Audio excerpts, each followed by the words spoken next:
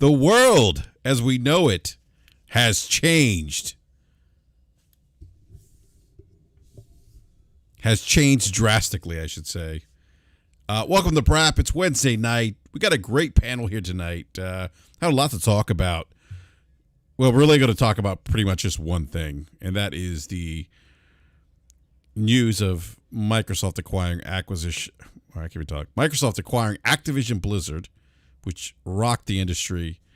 And to do so, we have a couple returning guests here. We actually managed to get, this gentleman's actually been on the show before, and he's actually a PlayStation retail rep, and is going to give us a little bit of insight to what his retail partners were asking him after this announcement, this acquisition. So I want to welcome Chrono. Chrono, welcome back to BRAP, sir. I think this is probably the perfect time to have you back on. I know it's been a little while, but welcome back, sir. Thank you for having me, man. Thank you. Absolutely, man. And then this gentleman, he's a doctor by day, a gamer by night. We have Doc Gamer MD on. Doc, man, welcome back to BRAP, man.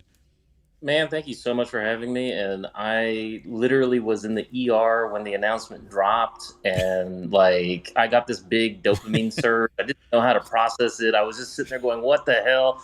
And I just was like, "Look, it's like I can't talk about this right now, so let's just go take care of patients." And then I was just, between patients, trying to like look up stuff on Twitter and everything else, and it's been absolutely nuts because we're just absolutely overrun. So I'm very happy that you decided to have this as your topic of discussion. Absolutely, man. Absolutely. And then we got the man, this gentleman here. I love his content, by the way, because he does a great job of just calling out the bullshit that we see on the Twitters, and just, yeah, it's just great. And he's got some great thighs, by the way. And I mean that as a compliment. It's Alex back. What's up, Alex? I did not know I was in the presence of an actual doctor.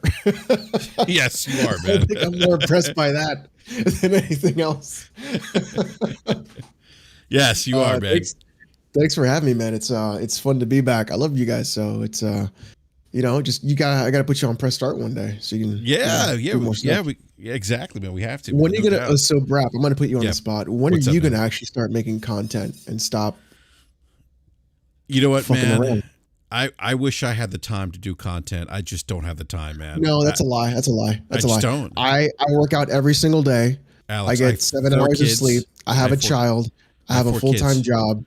Okay, you got 4. Yeah, that's a lot. I have 4 kids. Listen to this. So four look, kids. Wait, 4 kids, 9 chickens. No, listen. Go get Gamer MD to get you snipped. That way you don't have any more kids. And then you can have time to make content. Oh my God. Maybe Doc, maybe we'll talk off air, man. Just solve your problem. Yeah, I got you, fam. Yeah. It's like, hey, dude, it's an outpatient procedure. You're in and out, no problem. Oh my goodness. I just turned 45, so there's a couple outpatient procedures I need to take care of, like that people do at 45.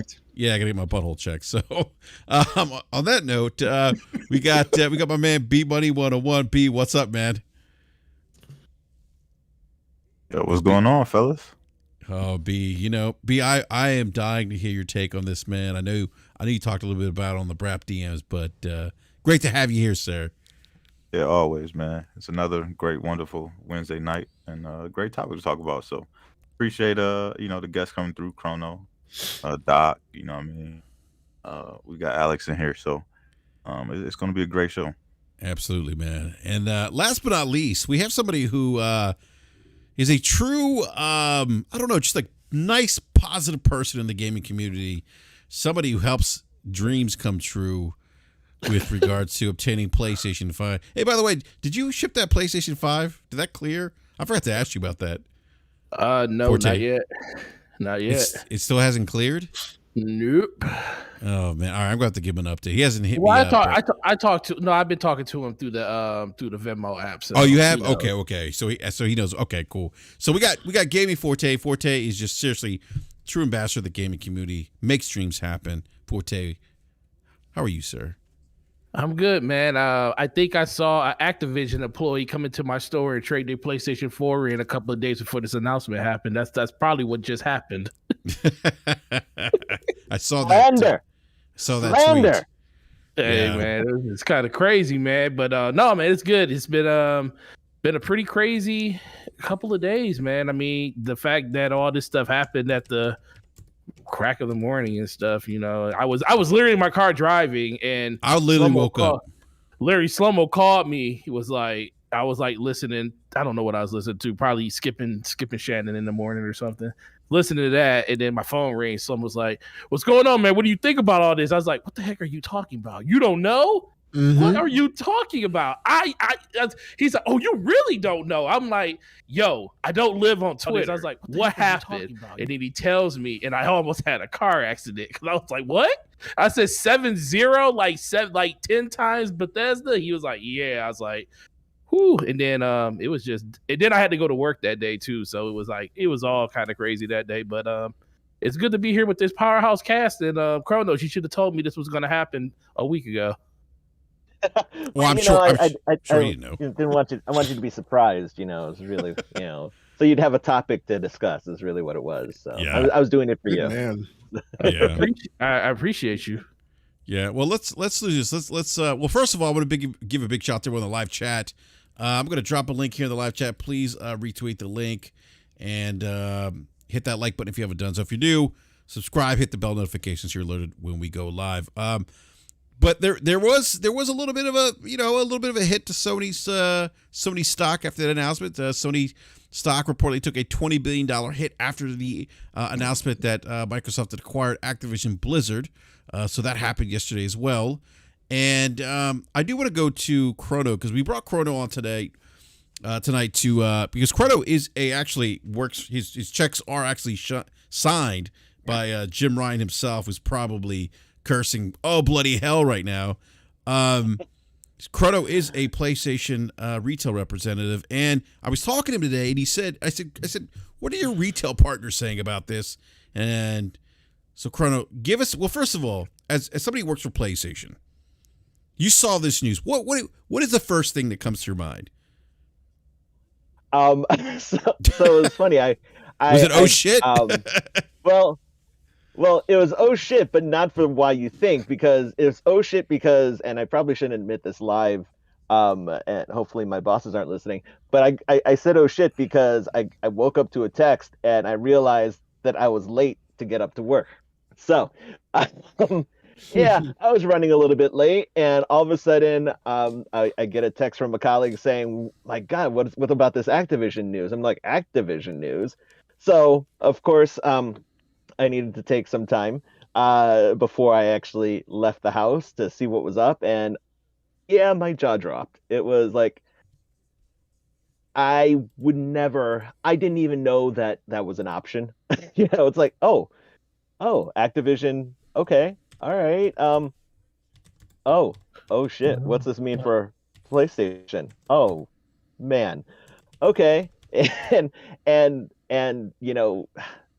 unfortunately, no one above me sent out any official word as to what our official stance is going to be. But having to do my due diligence, trying to find out all the information that I could. Yeah, going into stores, it was just like everyone was, and really it was pretty much the exact same thing that I know the internet was asking about, like, what does this actually mean for PlayStation? What is going to happen? What is Sony going to do next? All the big things that everyone keeps asking. So, and unfortunately, it's really too soon to tell. My home office hasn't said anything official. And I mean, they're still waiting for the approval. I mean, I have no doubt that it's going to happen, but it's still way too early to tell what the implications on as a whole is going to be. So. Did they ever give you guys any communication on when the Bethesda stuff happened? No. That's what I'm thinking. It's probably not going to be anything. Yeah, may not be anything at all. True. It's gonna be anything because even us, we didn't get any type of communication. I was literally sitting in a meeting yesterday with my VP of stores because he visited our area yesterday, and they came out of their meeting in the back. They had a conference call. He said, yeah, what about that Activision news? And I was like, crazy, right? He's like, yeah, we might not sell Call of Duty games anymore because it's going to be in Game Pass. It's like, yeah, that's kind of true. Call of Duty was predominantly sold on PlayStation and not that much on Xbox, and it's going to be pretty interesting how that whole thing kind of shifts. But go ahead. I know he asked you another question to Kronos. Yeah, Chrono. The other thing I was going to ask you too, because you talked about the impact. There's some financial impact to Sony with this acquisition, right? Like, well, let me ask you first. Like, your retail partners, you mentioned GameStop and Best Buy. So it sounds like they were just fielding. It sounded like they were fielding the same questions to you, like, hey, like, what does this mean, like, for Sony? Pretty much like what everyone on the internet is saying, right? Was there anything else that they may have asked you that you may have not seen on the Twitters or on social media? Not necessarily. I mean, there was concern about, especially the problems that Activision was having up until this point, the harassment and other issues. And actually even they were asking my general opinion about what does this mean for Microsoft too? Will Microsoft, the big question is Microsoft going to pull a Bethesda and say that it's going to be on on all systems, and then say that, well, for any systems that have a game that offer Game Pass, so that's pretty much been what everyone's been asking me about. So yeah, and also you mentioned the financial impact to Sony with this deal, like how this hurts them given their relationship with Activision, given that they have the marketing rights. Break that down a little bit more for the audience as well, because that's something that you mentioned in DM that I, for whatever reason, just didn't really, because I think I was processing this like everyone else, like this is such a big deal. I didn't think about how this really impacts Sony in terms of its revenue, right? Yeah, in the grand scheme of things, Call of Duty, Activision, are really important, and I mean, I don't know exactly how much we owe the success of PlayStation to our partnership with Call of Duty, but I know that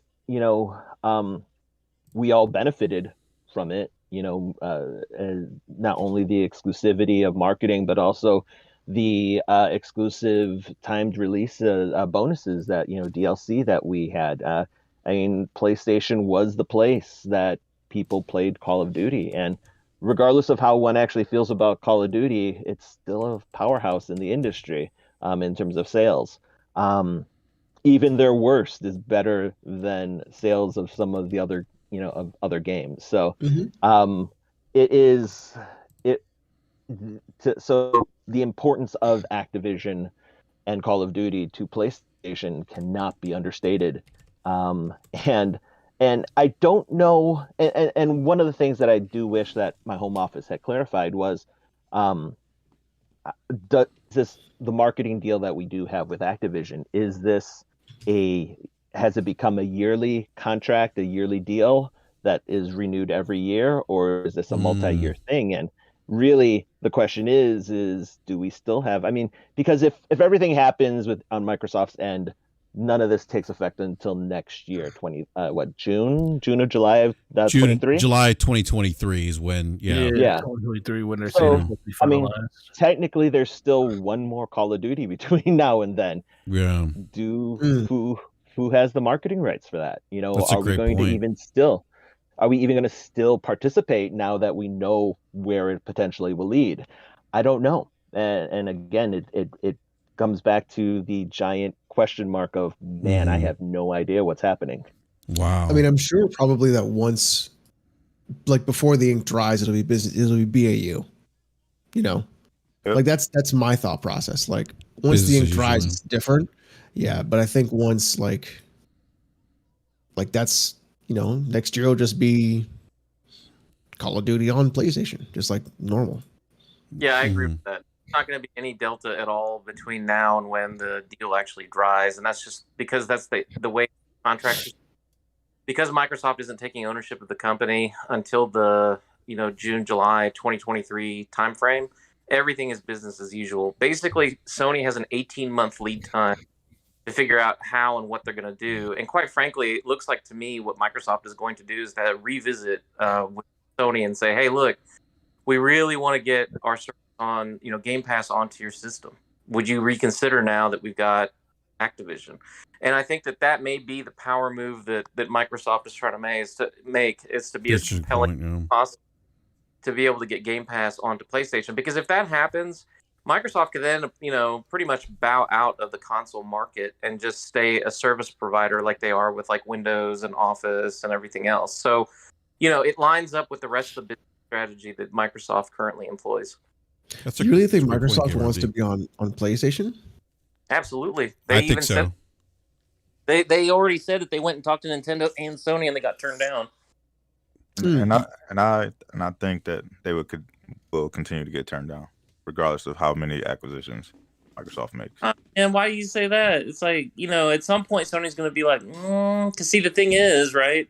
Because if you look at it business wise, like we were just talking about with the revenue as far as what Call of Duty brings to the platform for PlayStation, like that's one of the major reasons why they are, or at least they were, the number one in gaming revenue for so long. Mm-hmm. You know what I mean? Before Tencent came in and kind of took over the crown in that, PlayStation was number one. Xbox has been competing with them for how long? Nintendo has been competing with them for how long? But the reason why that revenue is so high is because the games actually sell. And then when they do sell, all the microtransactions and all that, they get a portion of that. So if you put Game Pass on your platform and all these games are already on the platform, the microtransactions and all that stuff will go back to Microsoft, not to Sony. Well, so that deal would have to be cut to where like it would be fair for both sides, and I don't think that would happen. I think that's so sticky because a lot of the money isn't really made off of the games. People like, game sales. That's fucking garbage. Game sales are trash. What makes the money is microtransactions. Yeah, that's what I just said. So exactly. That's why I agree with you. So like, I think that like Sony letting go of a cut of that would be insane. Well, what they may do to structure a deal like that would be like this, right? They say, we're going to make it a Game Pass exclusive. You Game Pass on your deal, and we'll share like 50-50 on the microtransaction revenue or something like that. I mean, there's a million different ways to skin the cat to where Sony's like, okay, bet, I'm willing to make that, deal. So I think that the potential is definitely there, and I think that there's a good financial argument that can, do it in a way that's not going to cost Sony much of anything. Because, see, the long term of this is what? Well, if Microsoft bows out completely from hardware manufacturing at the end of this generation, then all they have is Game Pass. And then, because cloud gaming is ultimately the future of gaming, whether we like it or not. I think that standalone consoles, as infrastructure continues to improve in this country, and that we get better, Wi-Fi and better internet access for like, rural areas, et cetera, they're going to keep pushing for that. And so I can see a day where Microsoft is no longer making consoles and instead just offers a service. I mean, forget Microsoft. I think every game console maker is going to stop making consoles at some point. I feel like it's going to get to the point where your phone is the game console. Yep. Plug your phone into your TV, or your TV has the app, and you just plug in a Bluetooth controller and you're done. Yep. And I've made the argument. I feel like we're already there. Because people could talk about ownership. Well, I say to people, you don't even own your games right now. No, we don't. We own a license. It's like you don't even own them right now. Yeah, and it's like, if you buy the disc, you can plug it in. I was like, yeah, you get version 1.0, which is broken and needs a patch. It's like 60 gigs, and then it'll work. Mm-hmm. It's like you don't even own it. So like for me, I don't know. I've always felt like, okay. Hot take. The only way you own your games is through piracy. Done. How's that? We don't condone piracy on the show, by the way. But Alex, you do bring a great point, man. You're not lying, yeah. So let me ask you something, Alex, because you mentioned cloud gaming being the future. Doc, you mentioned this too. I still think we're probably 20 years out from that. I know Microsoft's already working on the next Xbox. Huh? Nah. Ain't that far. You think? Wait, you think? I mean, well, actually, we're already doing cloud gaming right now. But what I'm saying is, cloud gaming in the sense of we're no longer using consoles anymore. That's the main play. Yeah, I mean, like, do you think that's 20 years from now? I mean, B, I heard you say, do you think that's 20 years from now, B, or? It's probably 15 years. I think we, go through, yeah. I think more we go through console. another generation, another console generation. And, Yeah. you know, we probably are right there at the cusp of, you know, everybody just playing on cloud. Mm-hmm. Yeah, I think it'll be faster than you think. I am scared of that day. Chrono, what scares you, Chrono? Being, because no more PlayStations? I am no. Well, yeah. I mean, I'd like to keep my job. Is really what it would be. But I mean, beyond that, though, I'm a physical media guy, and it's those prospects scare the hell out of me. That we're moving to a cloud, services and stuff like that. But I echo the sentiment of a lot of people on the chat. Just like, no, I will hold on to these discs for dear life until there is no discs left. Think of it like this. Think of it like this, right? How many people do you know that are huge audiophiles and love hi-fi and records and all that stuff? Yeah, no, you're right. I know some people. Right? It's niche, right? But I know some people. And it's niche and it's coming back and people are into it and they don't really want Spotify because the bit rate. So I think there's going to be a market for people who are niche who will pay the extra money for the game on a physical disc to work up front. And how much that is, I don't know. But I think that market's always going to be there. I think the difference is that the large amount of people who will normally play games and buy games, it'll be streaming through cloud. My concern is this: bigger states like California, New York, Chicago, etc., that have good internet infrastructures will be able to take advantage of it. The problem is in the US, internet infrastructure is not that great, and it is just a nightmare. And even then with Starlink, it's like 25 megabits down. Forget it, right? Like even Elon Musk couldn't do it. So we're looking at like a huge problem where we have a lot of land, people don't have good internet. Digital divide, yeah, it's pretty bad in this country. Yeah. So that's like my big thing, right? Is like we'll still have physical, but it'll be like, I think the transition will just be harder until like that physical infrastructure gets built out, because it's such a hard issue to conquer because we still haven't done it. 5G is not what everybody thought it was going to be. Well, I was gonna ask you that, Alex. I don't mean to interrupt, but 5G is still pretty new, though. Like, I mean, kind of like when 4G came out. 4G wasn't like what it was when it first came out either, and then eventually towards the end of it, it ushered in a lot of the 5G's abilities. problem. 5G's problem is the amount of towers required in the space to actually keep that data spread. Mm-hmm. So it's like it's this constant. So like, okay. We're going to get some Alex Jones shit going on right now. So there's a couple of reasons why 5G won't really take over as much as people think it is. One, it'll be the amount of towers required. Two, there is a physical scare of people just not wanting it, right? They just like don't want it in their states. They don't want it in their counties for whatever particular reason. And then three, if you look at the Scientific American, they put out an article where people were using 5G as a way of creating calming brainwaves to reduce anxiety in a natural disaster. It's real. It's a real thing. So people are using that as like a mechanic to stop that kind of stuff from moving forward. But I think 5G itself, it's just the cost and the amount. Like, okay, so obviously AT&T, T-Mobile, all those companies are like rolling out 5G, like, and they have too, everybody. Yeah, I mean, so the whole entire argument that we're not going to have enough 5G towers is bunk. I mean, I think that's ridiculous in fact, because that's exactly where the industry is moving, and that's what their goal is. And in fact, that's why we have all these new 5G handsets that everybody's using, whether it's iPhone or whatever else. So it's an issue of time, not an issue of whether it'll happen.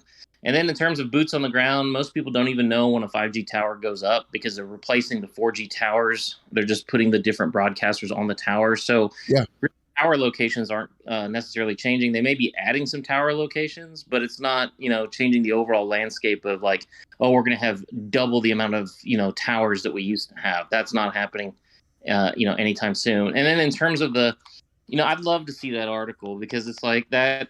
It's wild, dude. It's wild. Well, I'll pull it up. I'll send it to you. I'll DM it to you.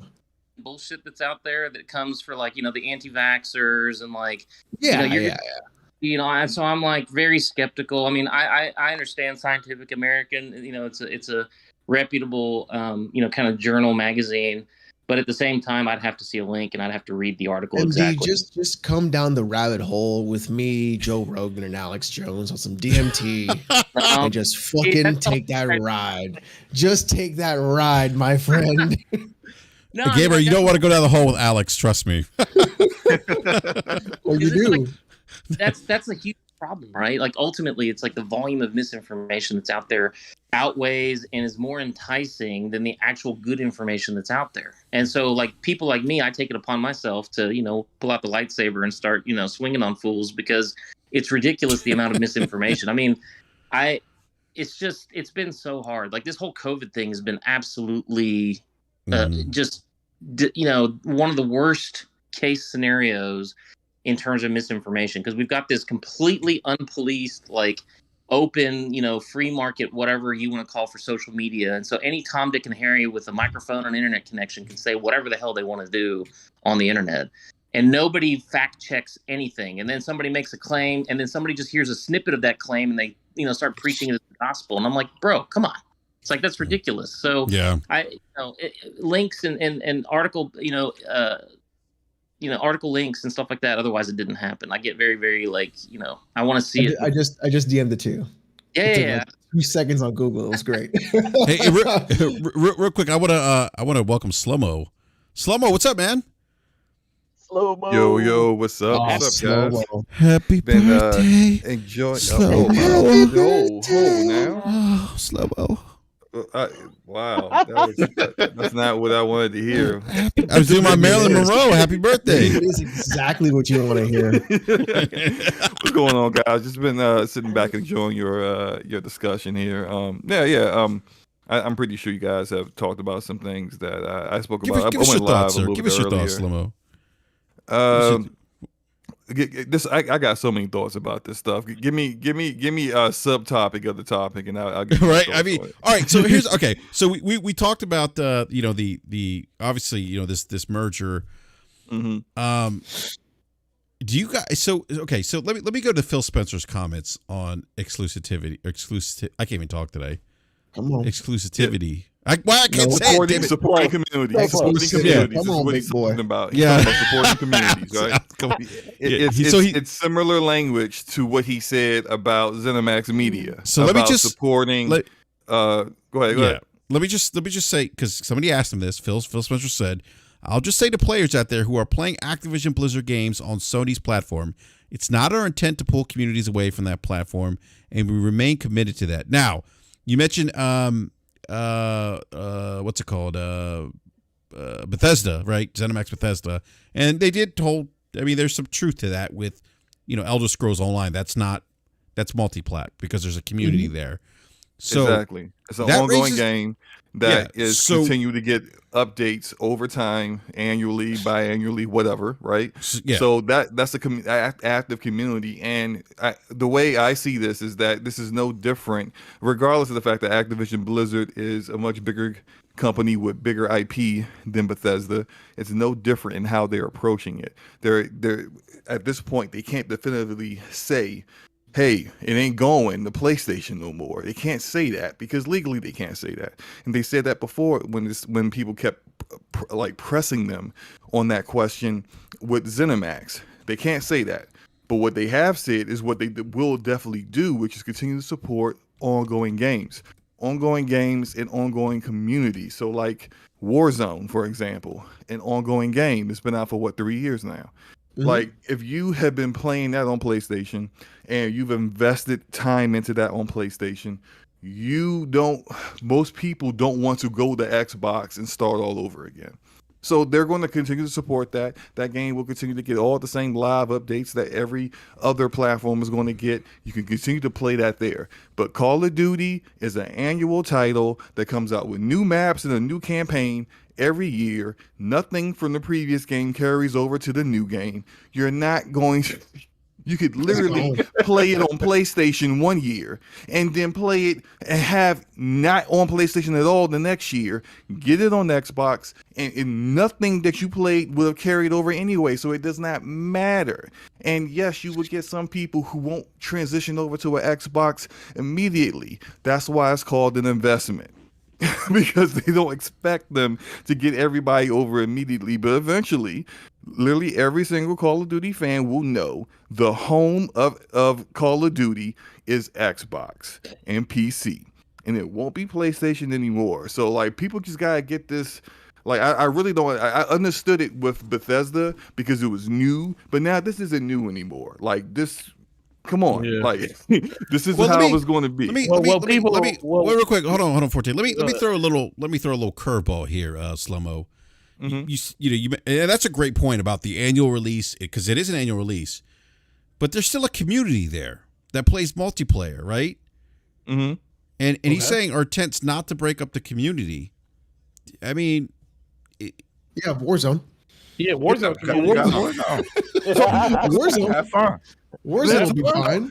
Warzone. What community? There's no community for Black Ops 7 because Black Ops 7 ain't out yet. Well, what I'm saying, the community in the sense of the community that gets together every year, that goes out and buys COD every year to play the multiplayer. And they will buy COD on the Xbox. And then you think about the esports aspect of that, the community built around that. Microsoft, and they will play Who esports. started that? Who started on that Xboxes. community? Who started that community though? That's the thing. Look, Enrique, exactly. On the 360 generation, they were playing COD on 360. Yeah, and then they moved to PlayStation. Yep. And now they'll move back to Xbox. This is look. You don't spend $70 billion to continue to give 30% of the biggest game that sells the most multiplats, that sells the most copies, regardless of platform, every year. Number 2 of last year was the previous Call of Duty game of the year before. You don't continue to give 30% of that to your competition, and you spent $70 billion. Nah, fam. Yeah, I just look at it. Yeah, I just look at it as more the situation. Like if you just go back to when the Xbox One and PS4 generation started, like people are going to move. They didn't move instantly when the news that Sony was getting the marketing rights and everything and all the DLC first, because that was when Call of Duty Ghosts came out, and Xbox actually outsold PlayStation that first year because Xbox was still really entrenched with Call of Duty that first year. But then after that, it all started switching over to PlayStation. That's when you saw the numbers and all the console sales like really, really start separating themselves, because a lot of people were just like, all I play is Call of Duty. I want to play it with my friends. And once a couple of people started going, then most of them started going, because like someone said, there is no real allegiance to a console when it comes to that. It's about who's going to give me the best bang for my buck, where are my friends playing at, and that's the one thing that people are kind of missing in this. And the thing is, you don't, and this is another thing, people think that you have to throw your PlayStation away because Call of Duty won't be on it no more. No, this just gives you another reason to own another platform like an Xbox. They're finally giving you, outside of having to play it on PC if you want to. This is the reason I said all last generation is why Xbox fell behind so much. It's because PlayStation gamers did not have a legitimate reason, they felt in their opinion, to have an Xbox. So compared to the 360 generation, where it was a huge saturation between people that had both consoles, we didn't get that last generation. Now you got a lot of people that are going to be playing on PlayStation 4s, PlayStation 5s, that won't have the opportunity to play probably one of their favorite games when it comes to the annual release, or if Microsoft keeps it annual release, which is a whole other thing we could talk about at a later date. But the biggest thing is those people don't have to throw their PlayStation away. They literally just go out and buy an Xbox Series S, or buy a X, or just transition over to PC, and you'll still have the ability to play. I just keep thinking that people feel like just because it's not available on the platform that you prefer to play on doesn't mean that you still can't play it. You have the option out there. You just have to take advantage of that option. Let me just slow you real quick.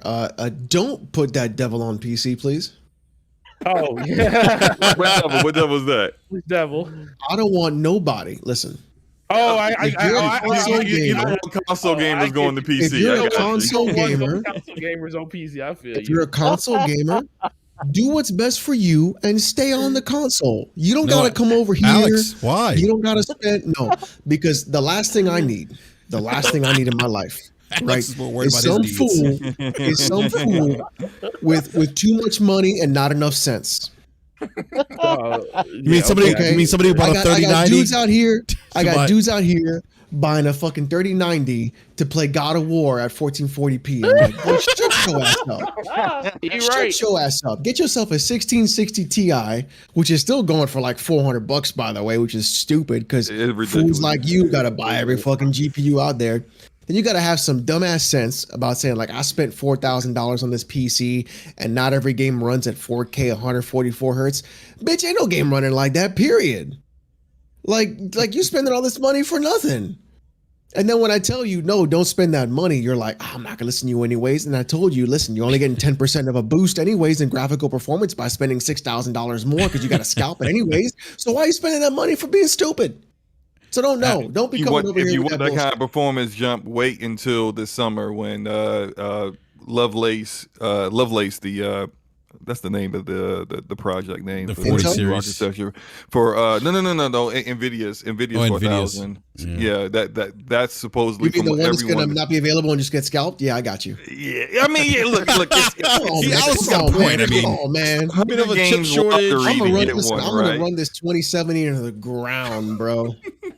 You can get one, Alex. You just gotta, I'm not spending twice the MSRP. I would- Look, if I can't go into a store and buy it off the shelf, You I can don't get want it. one. You can now probably not at the store, but you can get one online at MSRP. I mean, you're just going to have to What? What? you're going to have It's to over the be Yeah, I'm not saying vigilant. for the GPU. No, I'm not doing that. Listen, No, Slomo, no, you're gonna have to just be. You even taught me this, Slomo, when I was talking about, man, I can get a 39. You was like, why the hell would you do that? Your 2080 Ti, your 2080 is perfectly I'm fine. just saying, look, And I I'm thought about talking and guess about- what? I'm not And I- talking about you, Forte, No, because you but have anybody, you but don't any- need to upgrade at all. I'm talking about people who want to get into it, or if they really feel like they need to upgrade, they got like a really old GPU. All right, you Even want to then- upgrade your GPU? There's way you can get it at MSRP. It's just going to be way harder than even harder to get But- like a PlayStation 5, but you can still get But one. if you're I mean, it sitting just on a takes nine, while. but if you're sitting on like a 980 or 970 or something like that, some stupid old GPU like that. No, you know what I saw? No, don't even say that shit. I saw some dumbass fool take a 980 and he's like upgrading and he buys a 1070. And I said, boy, I ought to smack the shit out of you. What is I that? ought to That's not a, smack the shit out of you. at that Are you point, fucking high? That's at not the upgrade you want. Well, That's at not an that- upgrade. It's a that's not an 2%. upgrade. It's a 2% gain. That's Yeah. crazy. Well, and I'm saying for the price that they're paying. So if you're like something that, I mean, I understand unless you're a diehard PC player, you don't play on console, then you find a way to get a GPU. All luck to you to find one at a cheaper price because it's impossible to And do even that. then, PC exclusive games, they run like that. It's Right. like we're playing shit like Valheim. Right. Y'all ever heard of exactly. Valheim? Nope. Nope. Right? Nope. Valheim was like a PS1 game. We don't need that shit for Valheim. Bond characters don't even have facial expressions. It's just a big block face. It's just a black face. What is it, like Roblox? No, No, it's Valheim is okay. really good. It's a It's really survival fucking game. good. It's Yeah. really a good game. It's like, that shit took over Steam in like 48 hours. It's been fucking unreal. I gotta it's check crazy. that out now. It's a survival game with Yeah. with Nordic shit, and it's fucking good. It's got multiplayer in it. You can make your own server. It's a Really? good fucking yeah. Think of like Terraria, but like fucking like with Nordic shit. It's fucking dope.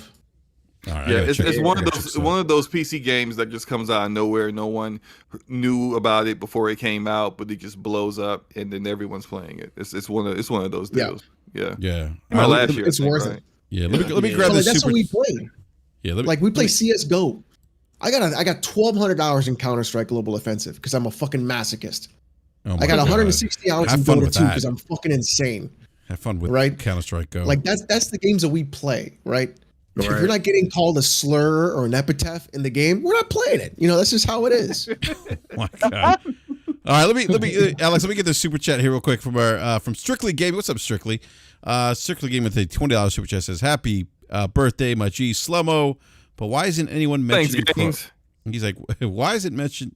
But why isn't anyone mentioning crossplay? Crossplay. Xbox already crying about wanting to play COD with console only crossplay. Now they're forced to play with PC or have an extremely limited player count. It won't You be know, It won't be that bad. It won't be that bad. The issue is cheating, right? And here's the thing, right? And I've said this before, and shout out to the homie There's no cheating in Halo, by the way. Well, okay. But real quick, Joking. before you say that, like, first of all, happy birthday. Second of all, Thank you. if you have not donated to Optimus Code's GoFundMe, I suggest you do so. Absolutely. The man needs a lot of help as much as he can. So please donate to his GoFundMe. It's on my Twitter. It's also in my Discord under announcements. Do whatever you can.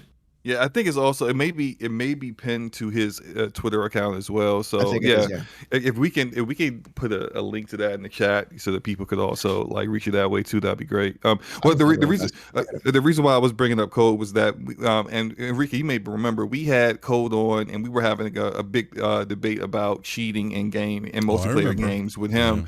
Yeah. Like I think it was sometime last year, or maybe the year after. It was the year before that. Yeah. But like we were talking about like how. Like, yes, there is cheating in multiplayer games on PC. Like, no one can deny that. It's absolutely happens, and you can see it. Like, I mean, I've seen videos of people using wall hacks and aim bots in Halo Infinite. Like, it's stuff. The stuff happens, right? That's not the way we're supposed to play the game. Listen. You can see it. You can see it 100%. But if you don't play a lot of FPS games on the PC, you're gonna think people are cheating when they're just fucking popping off. That's true. Because you're talking about you're like someone like me. I get called cheater all the time because I grew up playing Quake 3. So for me, it's like you're like, oh, you're cheating, and it's like, no, dude, I just know crosshair placement, like basic shit for like PC, or like I play with mouse and keyboard for my whole life. So yeah, it's like you just gotta like people say cheating, like there is an issue because it happens in Counter-Strike. It happens blatantly, but it also happens really like subtly. Right. That's true. Yeah, I'm talking about like the. Oh, go ahead. Go ahead. Finish. Go ahead. Finish. I was gonna say people cheat, but like we'll say shit like that's a little suspect. You know, like we won't say they're an outright cheater. Like for me to say someone's cheating, it has to be pretty fucking blatant. You know. Yeah, like, and I'm talking about the blatant stuff, like you go into theater mode on Halo Infinite, and you actually, because in theater mode you can see the outline of people even through walls, because it's theater mode at that point. But you can see like people are being exposed where like their crosshair is following people, like it's targeting people through the walls before the person even see it. But you're talking about like 15 years of Counter-Strike. People have done that nonstop.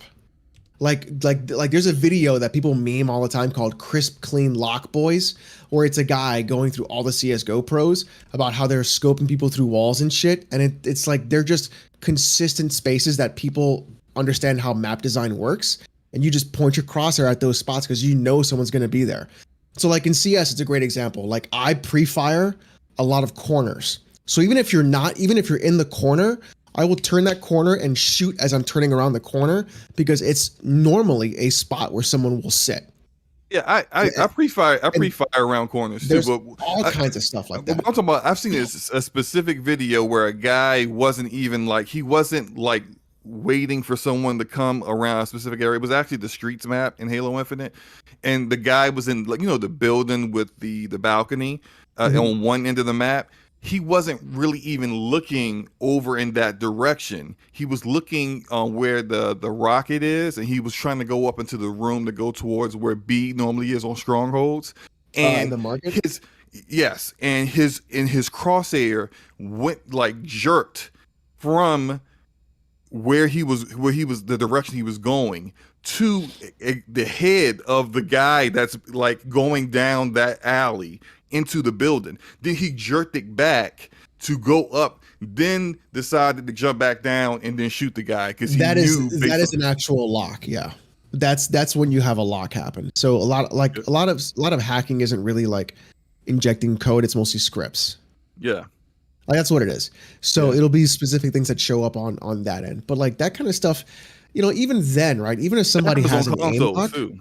And that's what that was the whole reason I was bringing this up is that happens on consoles with Chronos Zen and other little like devices that people use. They put on their controller or they have it in between their controller. All right, let's wrap it up, Slomo. Let's get to the point here. Okay, man. okay. I'm just like the point. Are we boring you? The point, Enrique, is that you bored the chat too.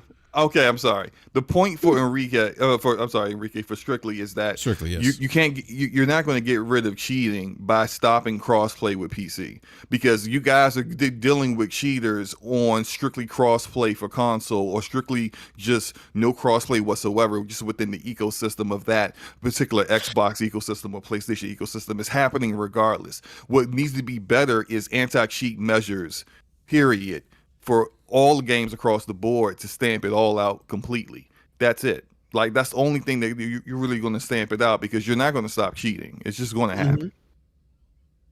Yeah. Now I'm done, Enrique. Go ahead. That's a great point. Yeah. So I lost my train of thought in this whole conversation because, that PC talk. But no, but so where were we before we got before we started talking about the PC stuff? We're talking about the exclusivity, and all right. So it sounds like everyone on the panel thinks that maybe at the very least Warzone stays multi-plat, but Call of Duty as it is off the books. It's going to be sounds like your chat feels the same way too.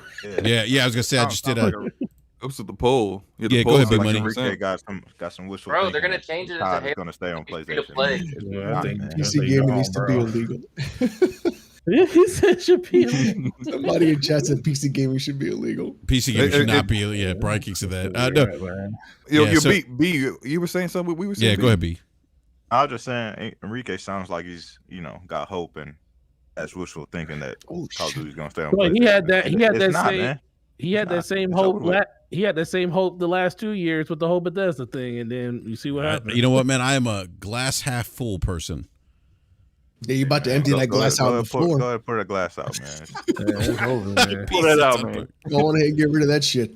Like I said, go ahead, Kronos. No, I was just gonna ask, like, what do you guys think? Do you think that with let's say Call of Duty is exclusive, do you think that Microsoft will be able to get enough new subscribers to recoup the cost that they've spent?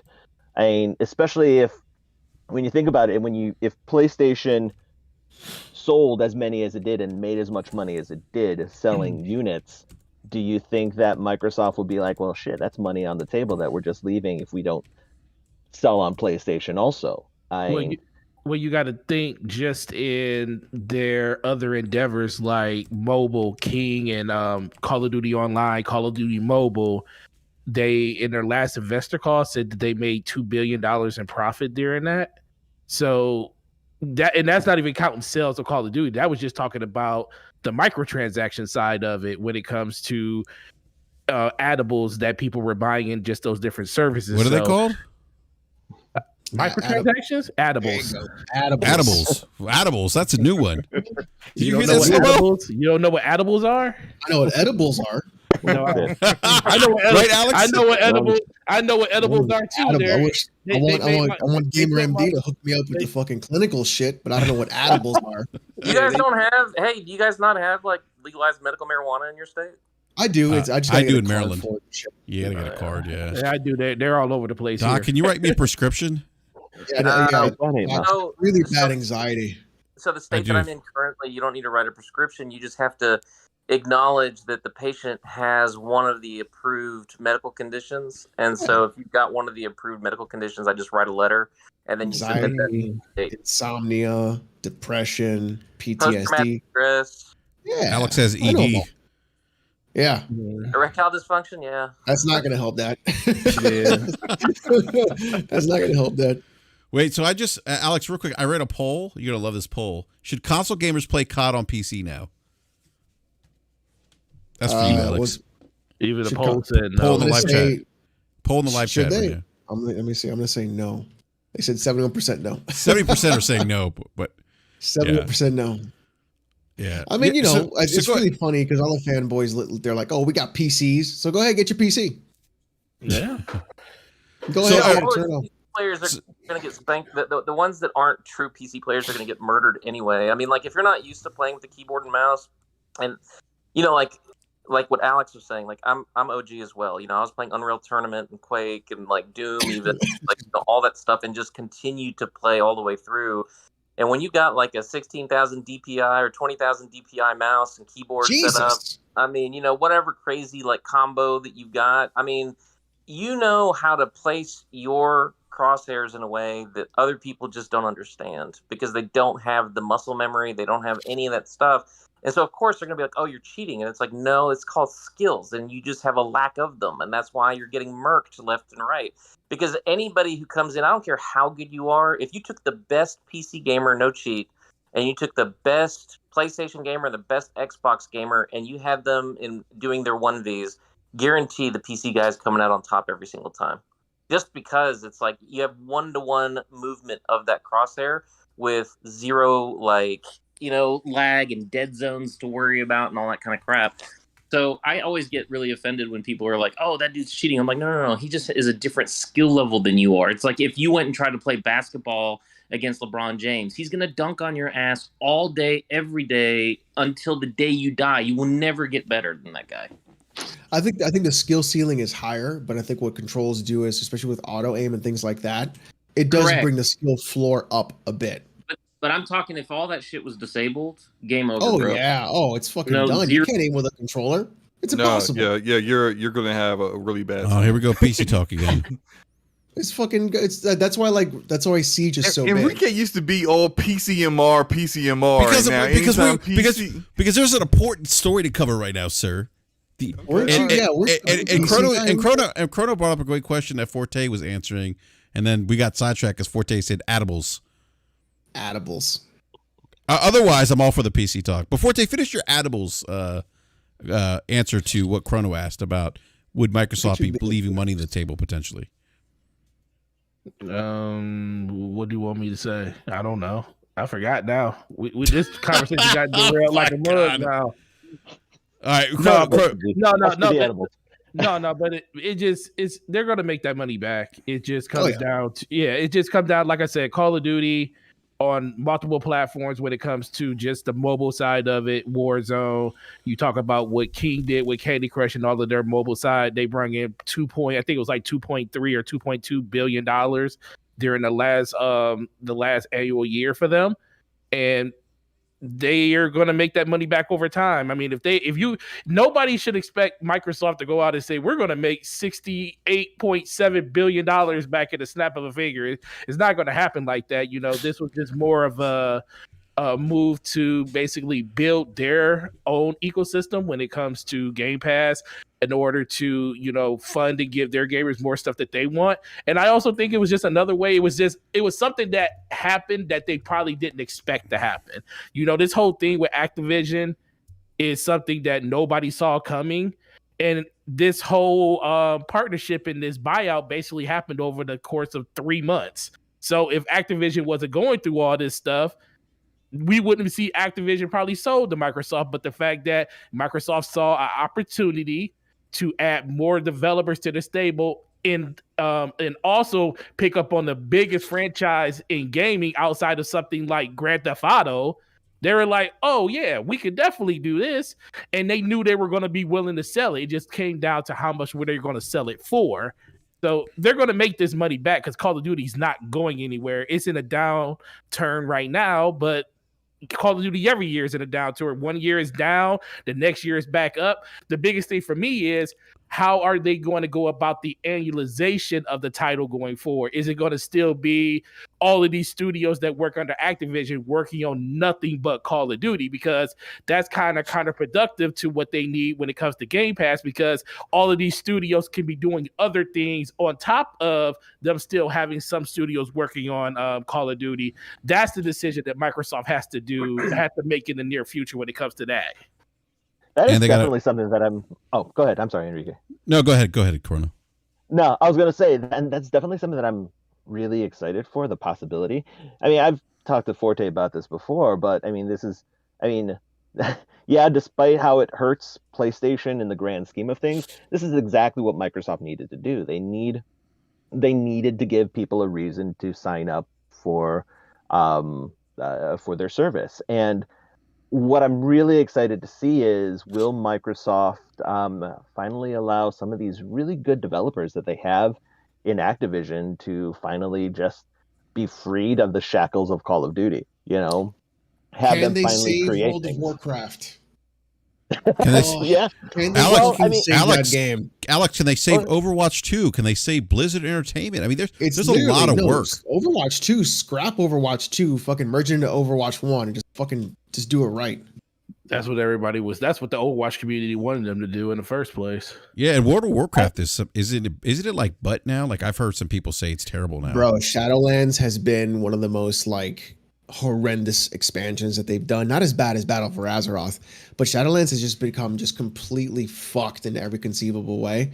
It's become more of like a job than anything else, and they continue to make it a job. They're the average amount of time to get flying in that MMO is something like 46 hours completed grinding to do it. It's like that's all they're doing is time gating things like a mobile game, and it's just the most ridiculous thing. So that game just needs a major overhaul. Final Fantasy 14 is just destroying them completely. They're losing so many subs on a daily basis. And they just need to fix that game. You know, just really think about what that game was about, what made classics so good. But WoW has been. Go ahead and move on to World of Warcraft 2 and do a from the ground up reimagine. I don't think they would do WoW 2. You don't think so? No. I think what they probably just upgrade the engine over time naturally. But I think what they really need to do is take advantage of. So they did Shadowlands, what they did, and like, fucking, okay, here we go. Like they did this whole thing where there's a Thanos kind of guy, and Sylvanas is like, oh, I'm gonna free you guys, and she shatters the glass ceiling physically and metaphorically, and then she goes off, right? The ideal situation would be you kill Thanos, you kill Sylvanas, she dies, you go back to Azeroth, and they bring everything back to Azeroth, right? And they restructure that world so it feels like classic, but it doesn't just time gate you. You know, I think that's the problem. Like, I feel like the developers don't play their own game. Because Yoshi P plays Final Fantasy 14. Well, Which is like the here's- comeback story of the let year, me by the way. throw something out there, Brap. This is something Yeah, go that ahead, I'm man. thinking about. Like, so now that obviously there was like a worker strike that was happening at Activision Blizzard. And interestingly, just a couple of days before the announcement, they made the announcement that they replaced like 30 or 31 of the management people at Activision Blizzard, and these were like some of the most egregious offenders in terms of the sexual harassment and stuff like that. So it seems to me like Microsoft is actually going to make a concerted effort to really clean house. And Bobby Kotick, who's a piece of shit, ultimately is going to get his golden parachute of several $100 million and will be out the door. By the way, Microsoft just made him $360 million with this acquisition when he leaves.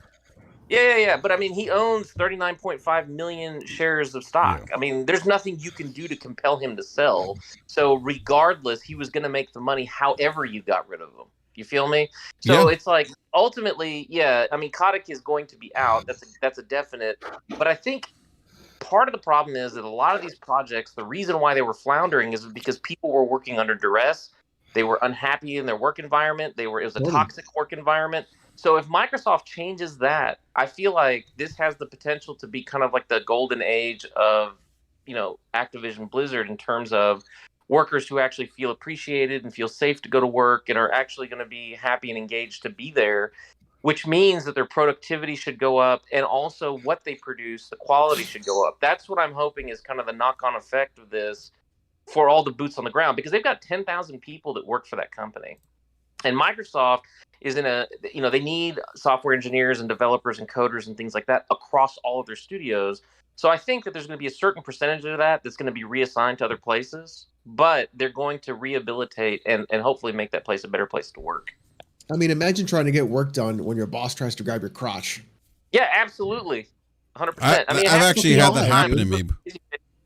Oh, shit. Did you get a raise? Slow-Mo knows the story, right, Slow-Mo? Wait, what? It's for real? I thought you were fucking around.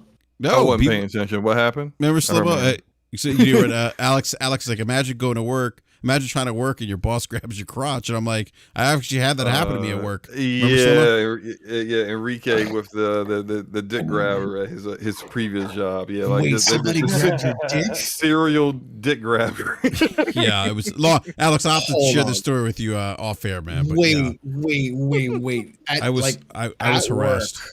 Yeah, I was harassed. Enrique like? tried Okay, to what's it tell like? us. Hold, there's the other part of the story. Enrique tried to tell us that it was okay. There was nothing wrong with Yeah, that. it was like I want to hear nothing about this harassment shit because you was act like that shit was just normal. it was like, was. what? Was it? You mean your boss Wait. Aren't grabbing? You guys aren't grabbing titties and dicks out at your No, job? I didn't say Like, that. I didn't say that. No, I didn't say that. I wasn't saying that. Are you guys over there playing tickle butt? Is that what's going on? All right, you know what? So back to the topic of. Oh man, he's deflecting. of Oh shit, it's culture. real. All I know We is balance budgets and nipples over here. It's like it's just, all I know is I saw that conversation happen because I normally just stay to myself during that. I was about to type something and I was like, you know what? I'm gonna act like I ain't even seen none of this because Enrique being real crazy right now. Look, I was just sharing an experience I had. No, That's I all. can't believe that you happened. doing a little to bit you, more dude. than that. You doing a little bit more than that, Enrique. You was doing you was and then you were trying to get confirmation from the rest of the Look. like y'all don't have stuff like that. Like, nah, no. That's not how the no conversation went. Now, no. And no one Look, ever tried to give me a reach around when I was at work. All right, look. Did this, we're- did this person like just go around and do it to everybody? yeah, she Or, like, she did. Oh, she did. Yeah. Oh. My God. That is an HR conversation right there. Bro, Oh, it was like the place that I worked at. It was Alex. I'll have to tell you, man. It was insane, man. It was like boiler room, but like even the women were like super aggressive. It was crazy. Was look she back good at it. looking? Yeah, she wasn't bad looking at all. Okay. Yeah. Alex is like, hey, I got my resume. Smash. He definitely smashed. He was- Oh yeah. No, I did Okay. not. All right. And All right, look, all right. Definitely. But like, okay, like for me, like I would have been like, "Yo, I'm married. Like, here's my ring. Like, get the fuck off." Did you, All right, did you, look, did you, I did you wasn't put her married on at the top of the? Did you put her on top? Look, of we're the not talking about this anymore. So look, Oh Jesus! no, Listen, you guys. He's I'm not not going to denying derail the it. conversation here. He is not Talking- denying. He it, did not so. deny. He got pictures. He got pictures from the printer. No, I don't have pictures of the printer. Look, no pictures. About that Activision thing. Yes, thank you, Chrono. So no, that's that. They're gonna. There's certainly, I think, an uphill battle here for Microsoft to really turn this culture around because that's going to obviously impact. And I think one of the Bobby. It's funny, Bobby Kotick, he's just a fucking dick. Just dick. Yeah, Yeah, I mean, if he ever got like trampled by a herd of bulls or whatever, or ran over by a car, I don't think I'd be upset. Nobody will feel bad. Yeah, I mean, what? Not a feel single bad. person. Yeah, but I feel bad for the car. So, Yeah, all right, Chrono. Feel bad for bulls. But he basically did this interview with GameSpeed. If you guys saw this with Dean, I can't ever pronounce his last name. Dean Takashaki, I think it is. Dean Takahashi. Dean Takahashi. Thank you, gentlemen. And he's basically like, yeah, we realize that the industry's changing and things are going the way of cloud, and we got this metaverse, and we just don't have the infrastructure to compete, with like the new players that are in the industry, and we can't hire those people. And I'm like, even if you wanted to build that infrastructure, if you wanted to do those things, Bobby Kotick, nobody wants to fucking work there because it's such a shit show. You can't, like, that's the thing. Like, you can't, in a very, especially that market, which is super competitive, right? IT software development, especially there, super, super, super competitive. If you don't have a good work culture, people are going to want to go there. People are not going to want to go there. People are going to be like, you know what? No, bad reputation. I'm not going there. And then they had, and then on top of that, Bobby Kotick tried to buy Kotaku, and this was Wall Street Journal reported this. Bobby Kotick tried to buy Kotaku and another media PC site, PC Gamer, because he wanted to change the narrative. That's the kind of guy Bobby Kotick is. That's changing the culture, right? What If you don't report on it, it doesn't exist. Yeah, let's sweep it under the rug. Didn't, Narcissist. fucking what's his name? Like what's his name from Amazon? Jeff Bezos. Jeff Bezos? He bought Wall Street Journal. Yeah. He also bought the Washington Post as well. He did buy WAPO, yeah. WAPO, and yeah. So that's Bobby Kotick for you. And the guy, look, he's gonna go out. He's gonna make his $360 million. He's gonna cash out, and he's gonna wipe his hands clean. And he's just, yeah, that's just wow. That still is. It's tragic. It's crazy, but that's the world we live in. So I don't know. Old dirty bastards making their money like that. I mean, it is what it is. It's unfair. Mhm. I mean, I think if we had 360 million divided by the panel members, each of us would do a lot more good in the world with that money. Just saying. Oh, absolutely, absolutely, Yep, Doc. toilet I made agree of with gold. you 100%. Yeah. So that's gonna be interesting to see how Microsoft does it. Somebody brought up earlier, like I think it was you, Chrono. There is kind of a silver lining in this. Like maybe Activision, maybe they don't do the annual Call of Duty releases, although I think they're still going to do, because that would really benefit Game Pass, because Microsoft really needs to keep people engaged in Game Pass on a consistent basis. I know people that go in, they got Halo, and then they just did it for a month and dropped out of Game Pass, right? Those annual releases and Microsoft consistently putting in new content, it's going to keep people engaged. But I think maybe if they got some really good stuff, like what is it, Raven Studios? Yep. Yeah, I mean they've made some good they've made some good games in the past. Maybe they do Bro, something I with just want them. Soldier of Fortune. What's that? I want a new Soldier of Fortune. They own that. They own that IP. It's been put on a shelf. Back in the day, when the PC, when Soldier of Fortune and Soldier of Fortune 2 came out on PC, like it blew everybody's minds. Like it was just insane, because it's like Super good. you could like jib people, and there's like blood and guts and like heads blown off and all kinds of stuff, and it was I like remember that. Yeah. yeah, it was huge, and it's like bring me something else in that line. It's like revive some of those ancient IPs that I grew up with back in the day. Toys for Bob and Vicarious Visions, they're fantastic when it comes Yep. to character platformers. I would Yep. love to see them get a chance Mhm. to like really do something new with that. Yeah, we need a platformer on Xbox for sure, like a good one. Well, and that's a big question too. Like, aside from the implications of Call of Duty, I mean, so much of Activision's focus has been on like what, WoW, Overwatch, Call of Duty, and I guess whatever King and Candy Crush. Diablo. Yeah, Diablo. And what else do they have? I mean, like, I'll be very honest. Like, again, and I've mentioned, I'm excited for what Microsoft is doing, but nothing that Activision has IPs for right now, or anything that is giving me a reason to go get an Xbox. Like, they to sign up for Game Pass, or because I don't play any of those games. I'm a little disappointed that I might not get another Tony Hawk, but Tony Hawk isn't right now a system seller for me. Doesn't Activision own Tenchu? Do they own the IP for Tenchu? They do. Yes. And Sekiro. So, No, they don't own Sekiro. From owns that. From does? Okay. Yeah. So they just published it. Okay. They just published it. Yeah. Yeah, but I mean, I'd take another Tenchu. What IPs? Yeah, that would be. Oh man, yeah, that'd be a great one. But what other IPs do they have that would bring back someone that isn't just Crash? They own Crash Bandicoot now. I know. There's the irony of it. Isn't that the Crash irony of and it? Spyro. Yeah. That's the thing. Like for me, like, you guys know I'm not a Call of Duty player, so like all the other IPs are not games that I really, too much care about. But to see a new Crash, a new Spyro, Tony Hawk, those would be the games I'd be looking for, and hopefully, they kind of dip back in that bucket and bring those back around. But if not, it's like not that big of a loss, I don't think. I mean, I truly Alright, hope so, because like I didn't. Do you guys want the What full was list of everything? Hold on, let me tell you Ooh, this. that's a lot.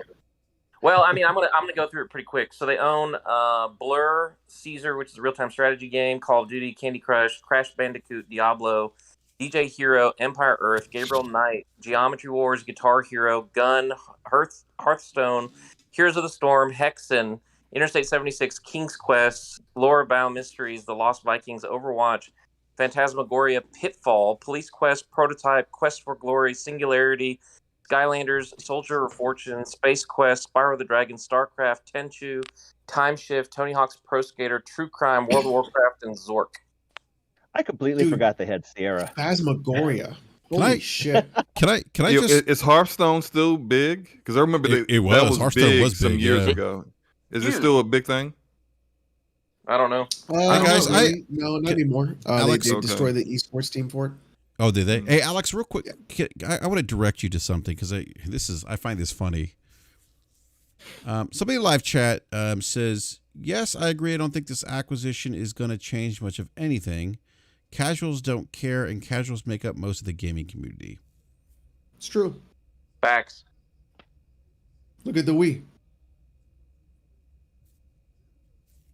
Yeah, casuals are the majority, and what Microsoft is trying to do is to appeal to the casuals. I mean, Activision Blizzard is mostly casual games except for a few.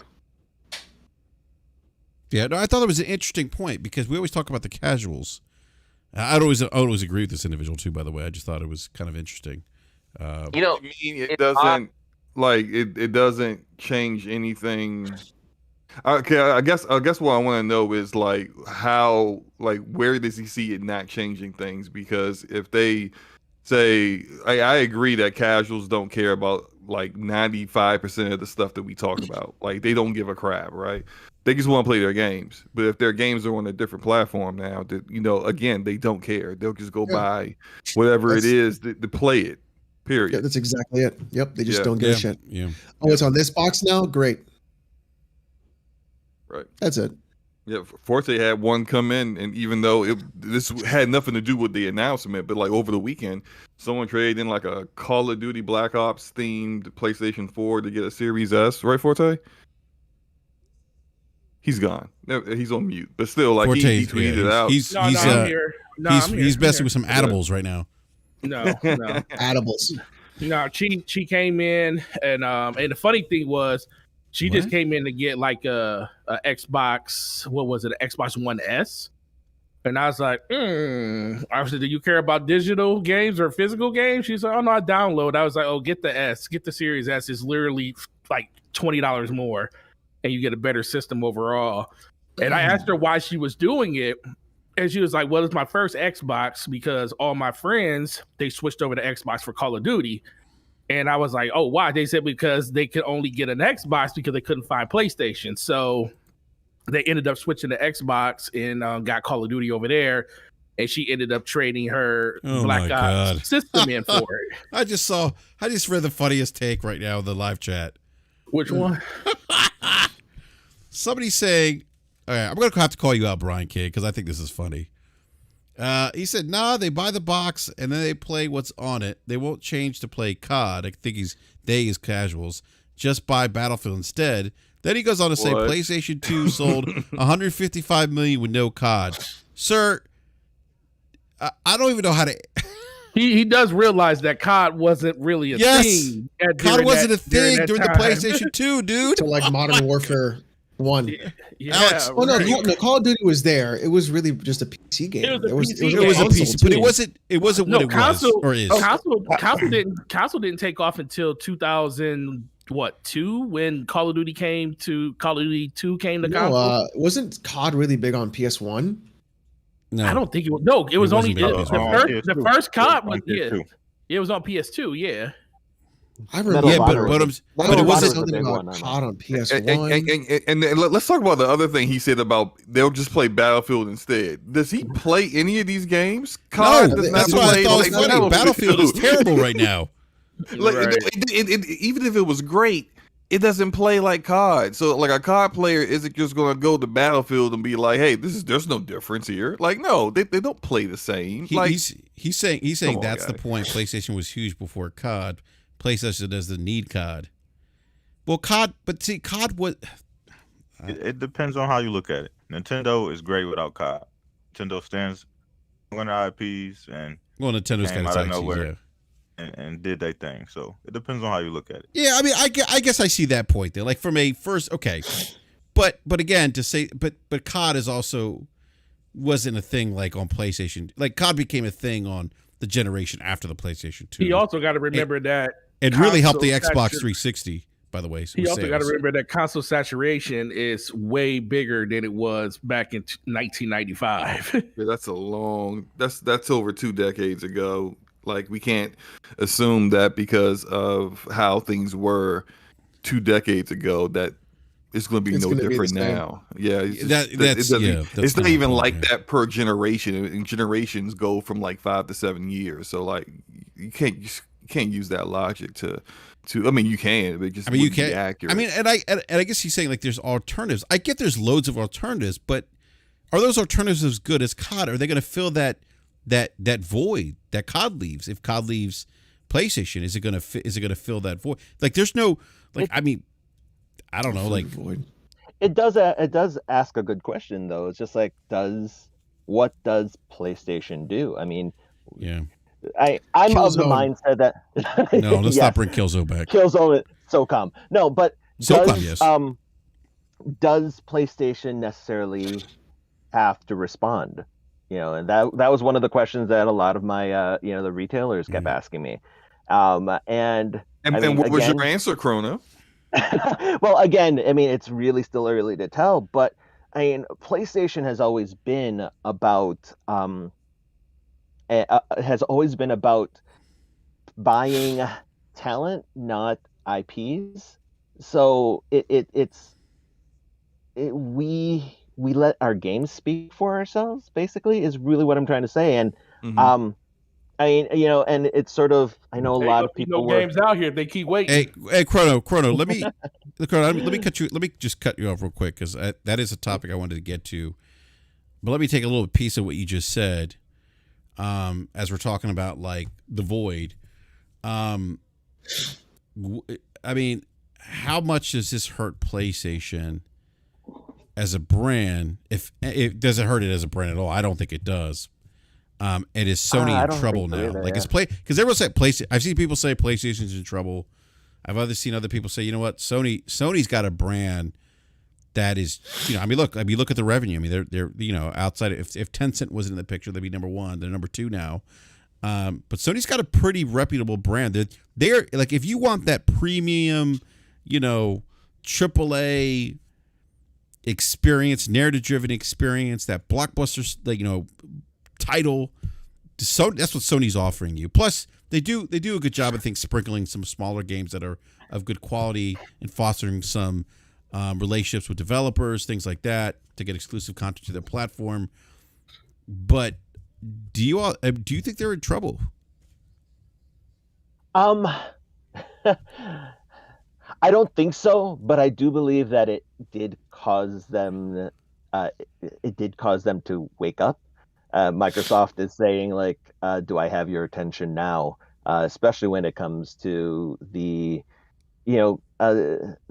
Game Pass. I mean, the speculation is that the 20 billion that was lost, in the stock was because the lack of faith that people have that PlayStation has a plan for, something to compete against Game Pass.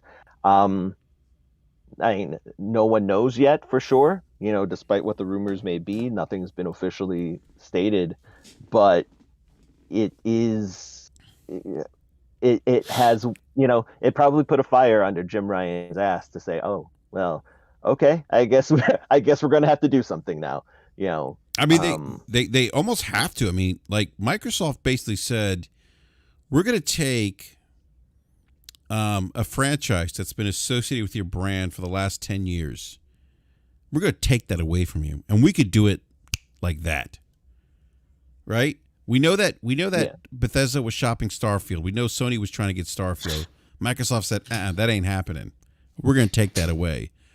What else is Microsoft going to take away? This is what I was thinking about. Like, what else are they going to take away that Sony has, or that Sony, what other publisher studio that Sony has a relationship with? Is Microsoft all of a sudden going to come in and be like, oh, we got them too? Like, I mean, unless Microsoft decides to get, the remaining big three, or decide, hey, let's buy a Japanese company. yeah. What if they get Capcom? Dude, that'd be wild. What if they get? I mean, what if they come in and imagine they come out and they get Square Enix. That would be crazy. Then definitely that would be like sirens and warnings is really what would happen there. But go ahead. No. And I was going to say, the funny thing is, it still probably wouldn't be considered a monopoly because the video game industry is so big. I mean, honestly, look, the whole entire deal with I wouldn't Square say that Enix- right away though. That might raise the eyebrows of the FTC and the It would raise, but the DOJ.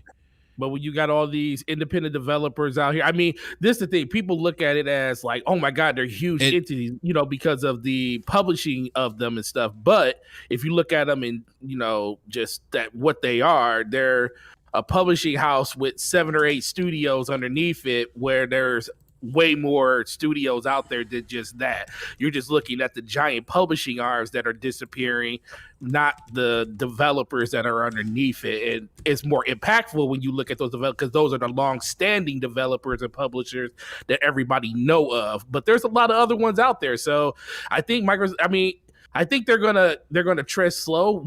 The funny thing is, we said last year, like, Microsoft's not gonna probably do anything for a while because they kind of want to settle with Bethesda. But it looks like when Satya came out and said we're not done yet. When who came out? Satya. Nadella, the CEO of Microsoft. I thought you said Satya. No, Satya. Satya. But go ahead. Okay, bye, Brad. Bye, Brad. Why you say it's my shit? What do you mean, bye, BRAP? Bye, Brad. Go ahead. I'm going to mute you, sir. Oh, okay. This is a DPS's thing, so I can't mute you back. That's all right. You'll be welcome on the show one day, and I'm gonna mute you for whole shows like Stonewall does to me. That's a slow mo.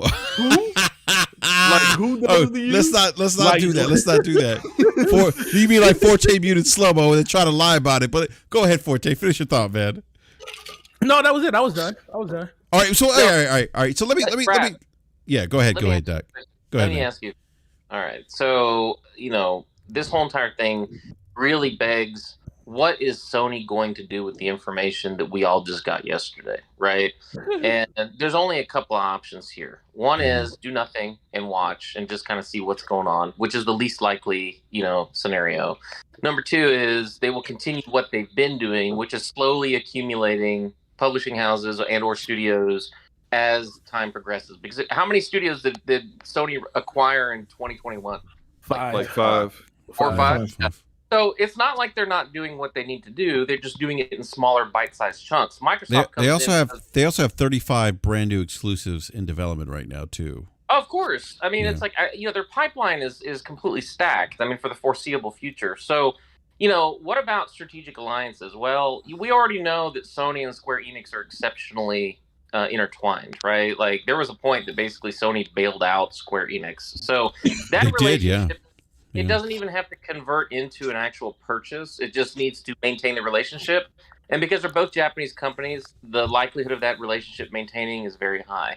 Then that, you know, gives us the remainder. You got Capcom, Konami, Sega. Like, what are the relationships and what are the potential benefits there? Well, obviously, Sony went ahead and bought Evo, right?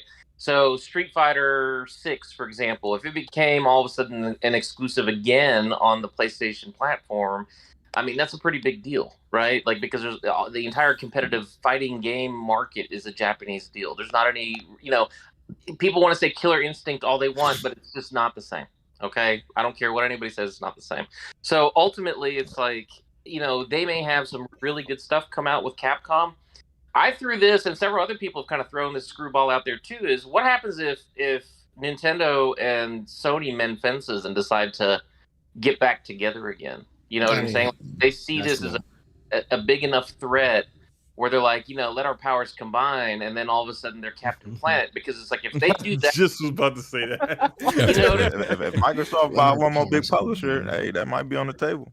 You know, I don't know. Nintendo is really worried about what Microsoft is doing, though? Not at all. A lot of this stuff doesn't affect them. Like, well, it could if Sony starts buying, like, in response to Microsoft's arms race. If Sony comes out and says we're going to buy Capcom now, and now we own them, that B Money brought this up. Like, he brought this up, B Money. What did you say? You said if they buy Capcom, Sony starts buying other developers that support Nintendo.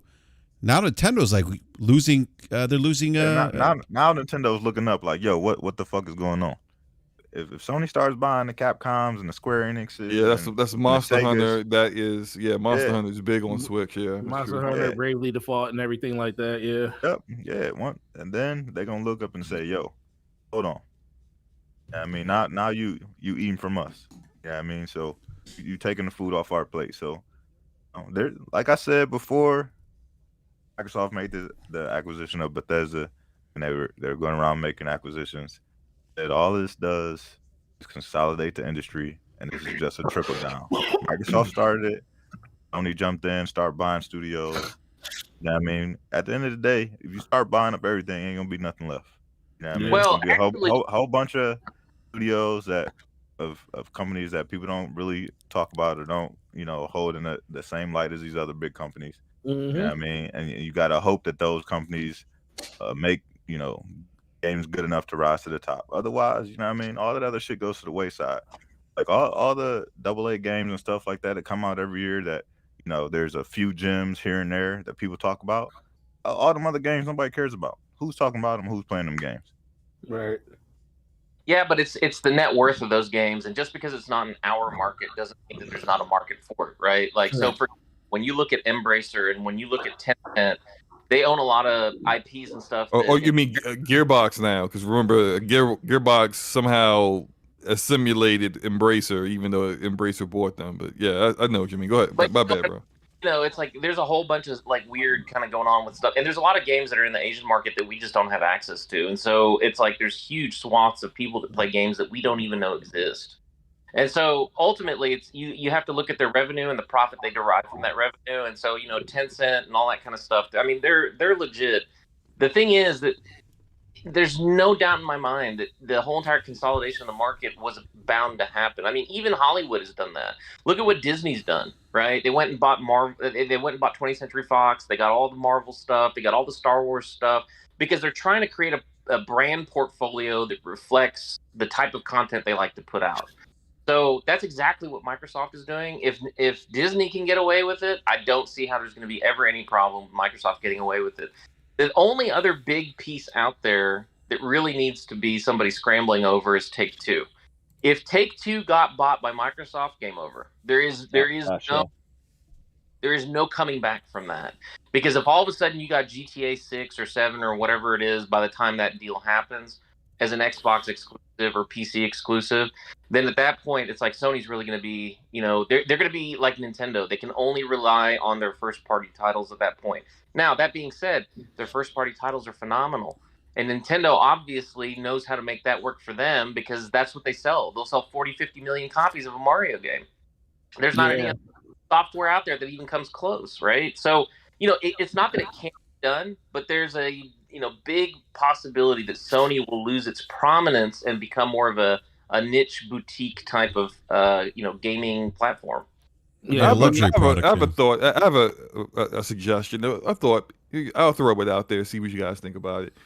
Instead of outright just acquiring publishers to counter what Microsoft is doing, what if they just invested heavily in some of these publishers? Like not like the was it the 300 or 400 million they put into Epic, but more like buying like acquiring a huge stake into a publisher, enough so much that the publisher is still somewhat independent and doing their own thing.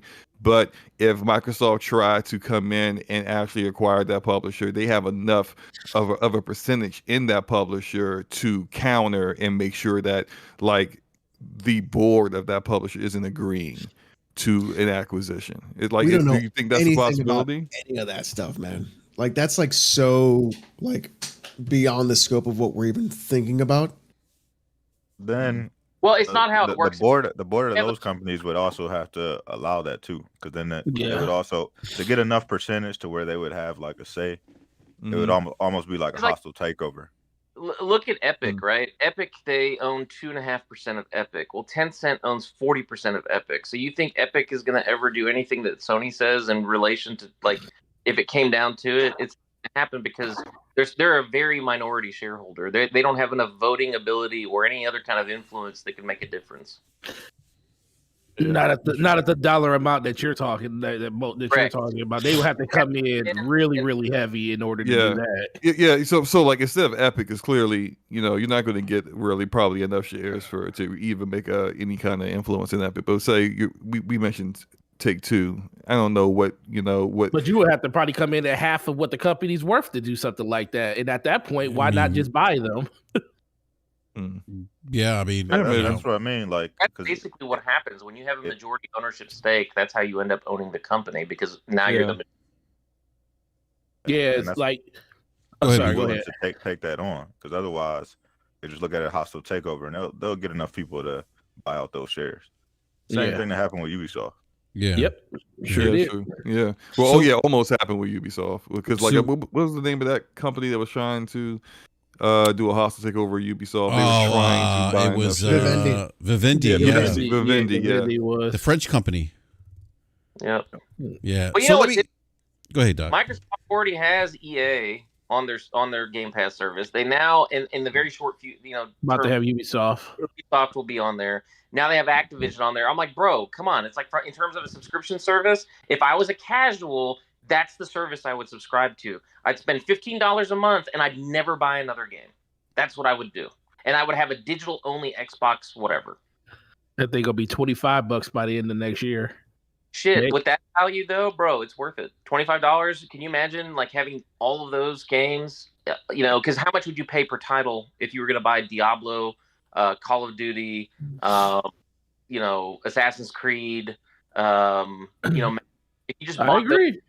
I agree. Netflix is going up to $20 a month, so you're only $5 away from that, and you getting. I feel like a little bit more value, because games are more of a thing that you have more control over what you're doing in that, versus just passively watching a video or something.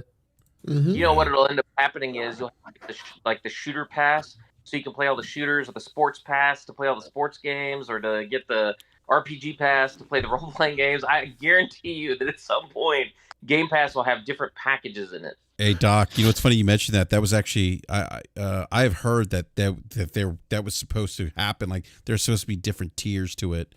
That hasn't happened yet, but I think you're onto something there, man. Like that's probably in the future at some point for that service.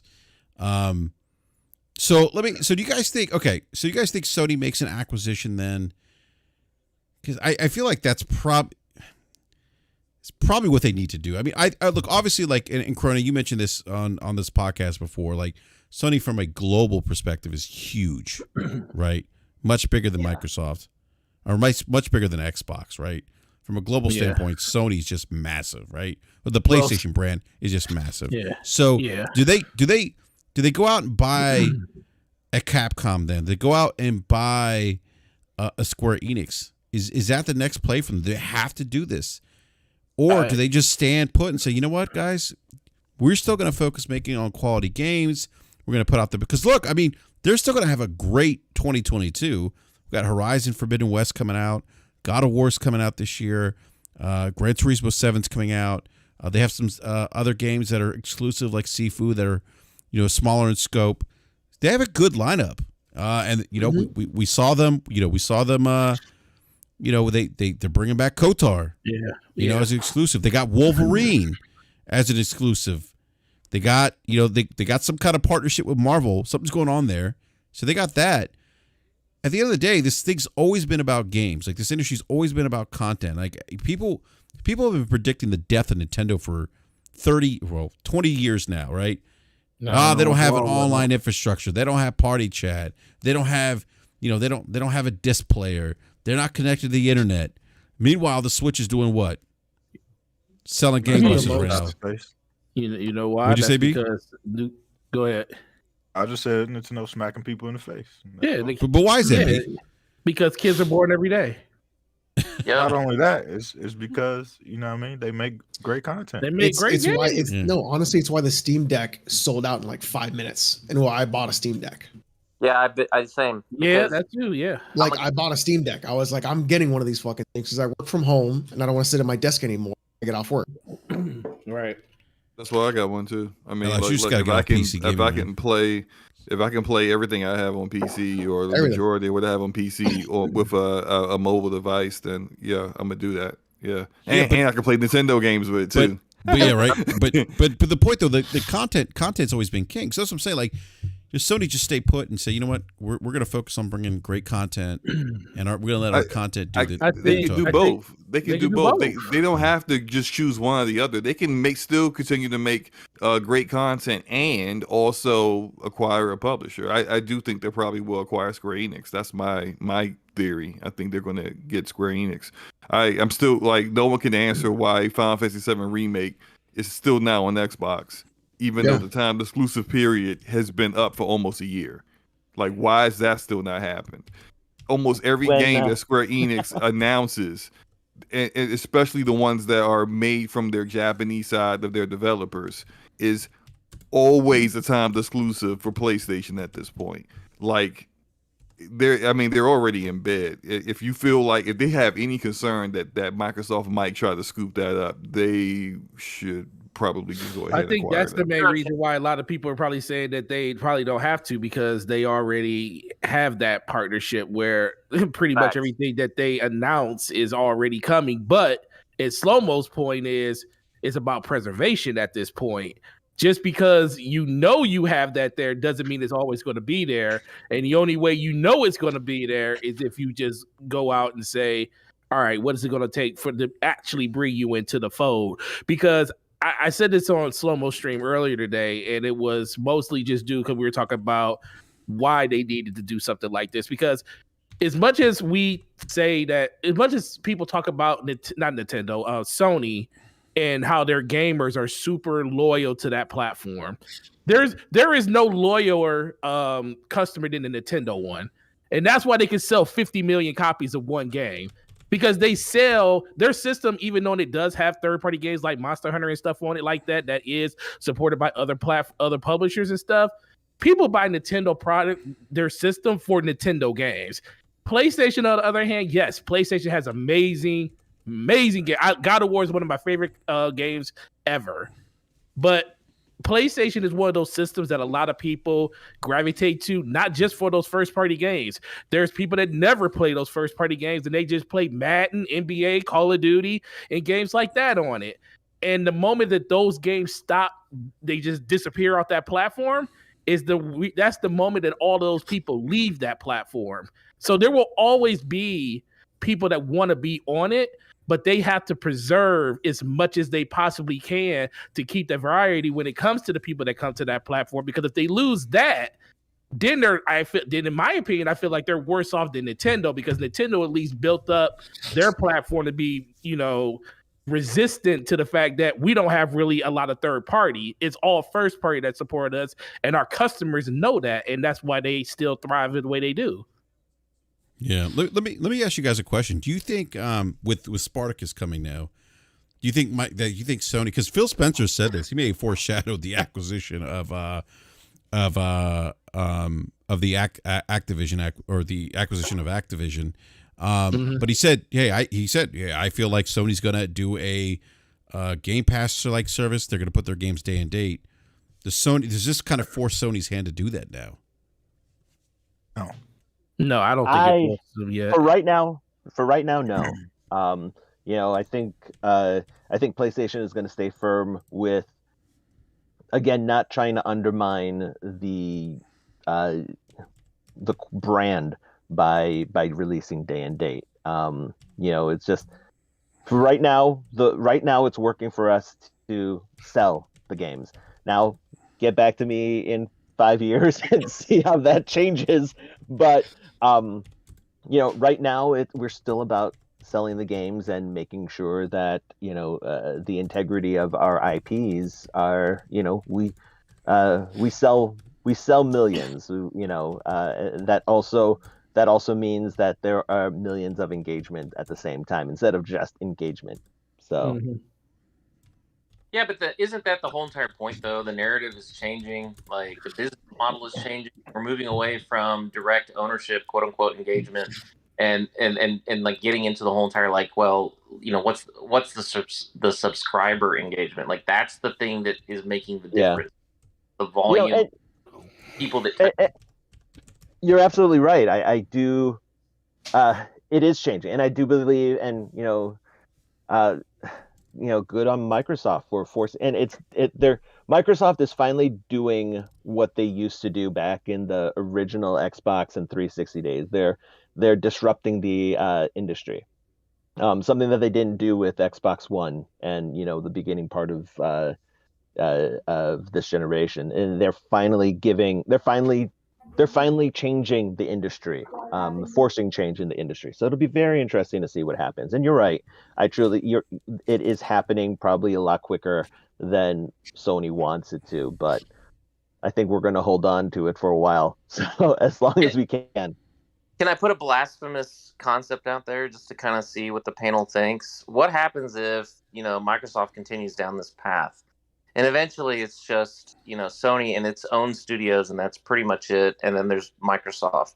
Do you ever see a point where Microsoft may end up saying, hey, Sony, let's sell us the PlayStation brand, or let Sony and Microsoft merge in some form or fashion down the line in terms of everything? Because, I mean, obviously there's a certain level of cooperation that's already there in terms of the PC market, as well as kind of like the cloud backbone that, PlayStation uses and quite frankly Sony uses, is using, the Microsoft Azure network. So do you think that there's going to be a potential bigger partnership between them or more collaboration in the future? Or maybe even coming to the point where you get a universal gaming system, but you get like the Microsoft version and the Sony version and, maybe some other manufacturers that all have one agreed upon hardware, specification set? Nightmares of 3DO, I guess. Hey guys, I'm sorry I got to drop, but my little man's waking up and I got to go check on him, so I have to leave early. I do apologize. Oh, no, Hey, don't no worry, problem, Alex. It's all good, man. See you later. All right. Yeah, we'll catch Thanks you next for time, having me, Alex. though. Yeah, See you guys absolutely, man. next Thanks time. for coming on, man. Take care, dude. Yeah, see you, man. All right. Please go check out Odo. It's Alex on YouTube, by the way. Go ahead, Chrono. I think finish your thought, man.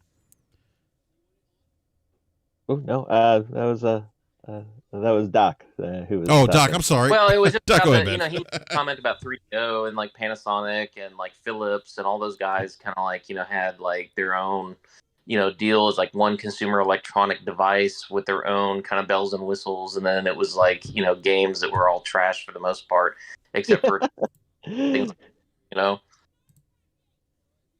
I mean, Go ultimately, ahead. that's what streaming services are, right? Like, oh, I've got my branded controller and this is my TV and my internet connection, and now I'm playing. Yeah, I just don't see that happening. I think if anything, they'll just continue down the path, supporting their IPs. They built them up to what they are, and I don't see them doing that type of collaboration. And some people had mentioned it in the chat too. The difference between Microsoft and PlayStation is that PlayStation has cultivated and developed these IPs. I mean, they're iconic for a lot of people. Microsoft, on the other hand, is basically just buying up IPs because they don't have a lot of the developers that have created the games that are in the public consciousness, in terms of long-term consciousness. So everyone has these memories of their first game on the PlayStation 1 and 2. And that, can you really say the same thing for Microsoft? So they end up buying all these publishers to get their hands on these IPs instead of doing the work that PlayStation and Nintendo have done in terms of building quality games. So Yeah. Well, I think there's a truth too to the fact that Xbox was always the redheaded stepchild of Microsoft, and it wasn't until right before the launch of the Xbox Series systems that Satya Nadella came out and said that Xbox is now a core pillar of Microsoft. And obviously that's the case because they've already spent $77 billion acquiring stuff, right? So he's putting his money where his mouth is in terms of that promise. So my feeling is that I agree with you and the other panelists that both Nintendo and Sony have done, an organic, 20, 30-year cultivation project in terms of developing their IPs, and Microsoft is having to buy it. But I feel like once they've acquired them, they learned their lessons, I feel like, especially in regards to like what happened with Lionhead. And so now they're in a position where they're like, hey, we have acquired you, but we want you to give you the breathing space so you can create the best vision of whatever game it is that you want to make. And if they follow through with that, we're going to see some amazing games come out of Microsoft eventually. It's just that we're not there yet. And I think the leader of the pack on that obviously is going to be Bethesda. And this whole entire deal with Activision Blizzard, we're probably not going to see the fruits of that for probably 5 to 7 years, to be honest, outside of the games that are already currently in development. I'm talking about like new IPs coming out of that studio. Man, at this point, they keep telling us to wait and see, wait and see. Do I have to wait until next generation now for Microsoft to finally see something that's going to get me to jump back onto the Microsoft side of things? Look, man, you just jump over. Just jump in. That's it. You know, that was the slogan 2 years ago. Jump in. Jump in. Yeah, that's true. That's true. Yeah, I'm kind of in the same boat. You know what I mean? Like, I got, you know, I was real bullish on Xbox. You know what I mean? Doing the 360 generation and the Xbox One generation when nobody even gave a damn about Xbox. You know what I mean? I started this little podcast back in the day, you know, Tick Podcast, you know, one of the best podcasts out there for Xbox. And yes, you know what I mean? Hey, B, what do you mean little podcast? You guys were the originals, man. You know, this little thing. That's where he got all his contacts from. Yeah. And my buddies, you know, started up some years ago, you know what I mean? So it's like I wanted Microsoft to improve in ways as far as, you know, bringing new content, you know, being super aggressive. And you know, they've definitely done those things, but they also, you know, in that, you know, like Chrono just said, they haven't built like new IPs as far as like, you know, building new studios and, you know what I mean, having you know, new ideas and bringing new things to the table. It's just kind of been the same thing, you know, recycled. And when they try to do new IPs, they kind of struggle out of the gate and stuff like that. So for me, I'm still gonna show improve. You know what I mean? Like these acquisitions don't really do too much for me. I need to see what those new IPs are hitting for. Yeah, that's a great point, B. I mean, but you know, I think Microsoft really thinks that they're kind of in this moment right now where there's just transition happening, and I feel like they're like, you know what, we need to capitalize on this once in a lifetime opportunity. Oh yeah, for sure. Yeah, that's what's driving all this. Like they don't want to wait to develop new IPs. You know, that may come down in the pipeline, maybe down the road, but right now it's just bolstering the value of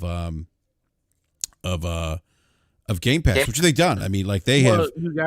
You also gotta remember that they kind of have to do that because they, ever since 2011, for the most part, they stopped with developing of games. So when your pipeline is completely dry, the only way you're going, and then you want to build up a platform like Game Pass, you have to go out and get established IP or established developers that are already making stuff in order to fill that funnel.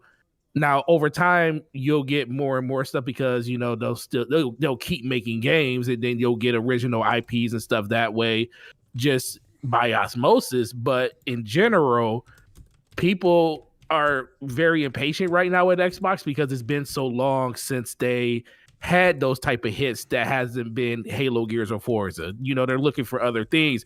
And it doesn't really help the fact that a lot of the studios that they did purchase and pick up already had games in development, so people already knew about them. They were already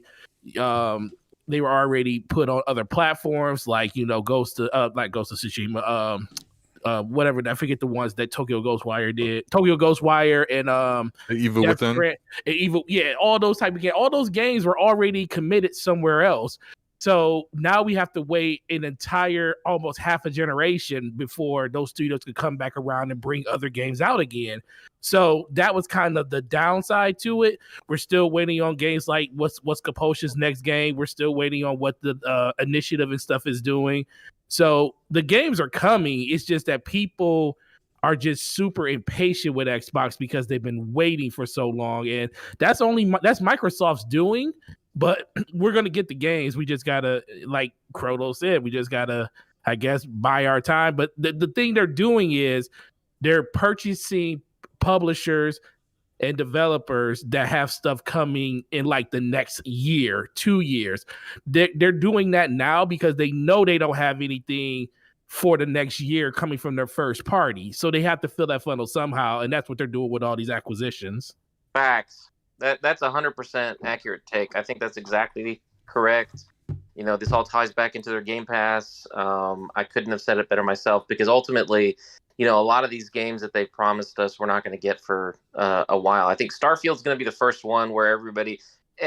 I'm just saying this based off of the information that I have. I haven't seen any play. I don't know, but either it's going to be an amazing title or Microsoft is going to be in a world of hurt. So that game better just be like the bees. It's got to be, you know, a 90% or higher, you know, Metacritic score, and it's got to be a true, genuine gamer's game. If it's not, it's going to be a real bad look for Microsoft. Yeah. Yeah, no, that's great points, guys. Yeah, I mean, this thing, we wanted a more competitive Microsoft this generation. They're certainly doing that.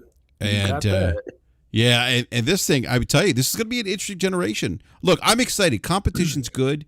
The only concern that I have long term is I don't want to see more consolidation. I don't want to see a situation where, you know, BRAP, it's the future. Consolidation is the future. Yeah, it's going to happen. I know, I know, but Microsoft's not even done. Since we now they're know not. that. I think there'll be another big acquisition. They're going to wait for the ink to dry on this one. Yeah. And then, I mean, like, how long was it after? It was a year. It was almost a year and a half. Yeah. So just be prepared. There's going to be another Megaton announcement in the not too distant future. It wouldn't surprise me. Go ahead, B-Money. You were saying, man, about the consolidation. I'm just saying that it's going to happen. You know what I mean? The fact that we know that Activision approached Microsoft, and now that's news in the industry. Anybody who's ready to get bought, they're going to go to Microsoft door. Yeah, absolutely. Microsoft has the money. Microsoft. And they're not. How much? How much you going to buy us for? Yeah, we're signing papers right now. Microsoft. Yeah, that's a great point, B. Microsoft basically, by doing this deal, just sent a message to the industry that Microsoft is the $1 million man right now. Everyone's got a price. Ted DiBiase. Yeah. They just Ted DiBiase the industry. They're going out there right now, and they put that out there. We got cash. Sure. They pretty much bought Nintendo with this purchase, because Nintendo's market cap isn't even as high as was. No, Microsoft they had about $150 billion in cash just sitting there.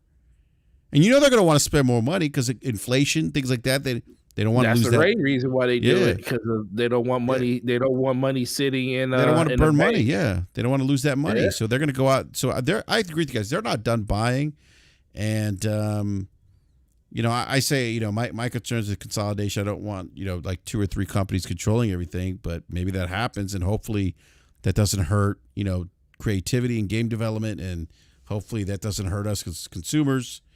But I think I think you're right, B. I think it's just inevitable at this point. We always go back to reading books if it gets that bad. You know what I'm saying? That is true. We can always back to reading books. I always think that we'll never get. I mean, you never will say never, but I never think that consolidation is going to be the end of the creativity side, because you always you always are going to have new developers. You're going to have people leaving these bigger companies and wanting to start something on their own, and that could happen before too. Yeah, and so it's like, as much as we fear that, and like I said, it's all about what we're seeing now. Everybody, all these publishers you're seeing, these are publishers we all grew up with. They were all independent of themselves, and we had something to, you know, experience from all of them. Now we're starting to see, you know, the publishers we thought would never get bought up. And you kind of forget about the little publishers or the little developers out there that are making amazing experiences that aren't owned. They might be in partnerships, you know, like think about what is it, Moon Studios that does Ori and the Blind Forest. They don't own that publisher. They just make the game, you know. So there's a lot of studios out there still that people don't even truly know about. And I think I'm more excited for that than anything, because we know what Activision is. We know what Ubisoft is. We know what, Capcom and all these other studios are. But we don't really know what a lot of these third-party studios, because that's where the innovation really, truly comes from. Not these massive studios that have to play it safe because they know that that's what their player base is like, and they don't want to rock the boat. Yeah. And that's big facts. I've been saying that for a while. Like, you don't really see too much innovation from the big publishers or the AAA space, because you're looking at sometimes hundreds of millions of dollars being funneled into a particular game, and these publishers aren't trying to do that on a game that they don't feel is going to be a slam dunk success. When you see innovation, you see it from AA games. This is why you're also kind of seeing some of these AAA developers spin off a smaller team with a smaller budget for something that might be a little bit more unique. They'll take a chance on that because they aren't spending a gazillion dollars on that. They're just spending a small budget, under 20 million. Let's see what happens here with that. That's where innovation starts. Innovation starts from indie developers and small teams. And then you see when that is successful and people see how, well, that was a great idea. That game was awesome. You see those ideas picked up, plucked off of that game, and then used in the big AAA space. Yep. That's when they decide to actually use it. Yeah, look at Ember Labs and Kana. Look at Returnal. Those are all great examples. Unfortunately, guys, I have to bounce out. So thank you for letting me come on to the show. No problem, bro. Interview podcast thing that I got to go do right now. So I appreciate you guys. Best of luck, I guess, and I look forward to visiting with y'all soon. All right, Doc. Thanks, man. Appreciate you stopping by, man. Yeah, stay safe out there, man. Oh, it's your show, Brap. Go back to this. Oh no, I thought Slomo was. I didn't know if Slomo was. I mean, I'm done. Okay. I've said this. You guys heard me say that a gazillion times about how the indie space is where innovation is. So that's all. That's all I want. And apparently, it's your show forte because you were telling me to be quiet earlier. So. Oh man, I was. Because I love you. I will say one more thing. I know we were kind of talking earlier about like how can Sony PlayStation fill the void potentially not having Call of Duty, new Call of Duty annually on their platform anymore. I think they're already kind of doing that with Guerrilla Games, a shooter from their second studio. We know Guerrilla Games had developed a second studio under them years ago. They've been working on a game. They've taken some devs from Ubisoft's Rainbow Six Siege. It has been rumored to be a first-person shooter. I think that it's been in development for a while. I think that will likely be something that we might see this year. They have two first-person shooters that are in development right now They have more than that. we know of, but they definitely have more than that. Firewalk Games is a but you said they have more than that? Yeah, they got more than that. Firewalk Games is a new development studio of former Destiny Bungie developers. They are working on an exclusive first-person shooter for PlayStation.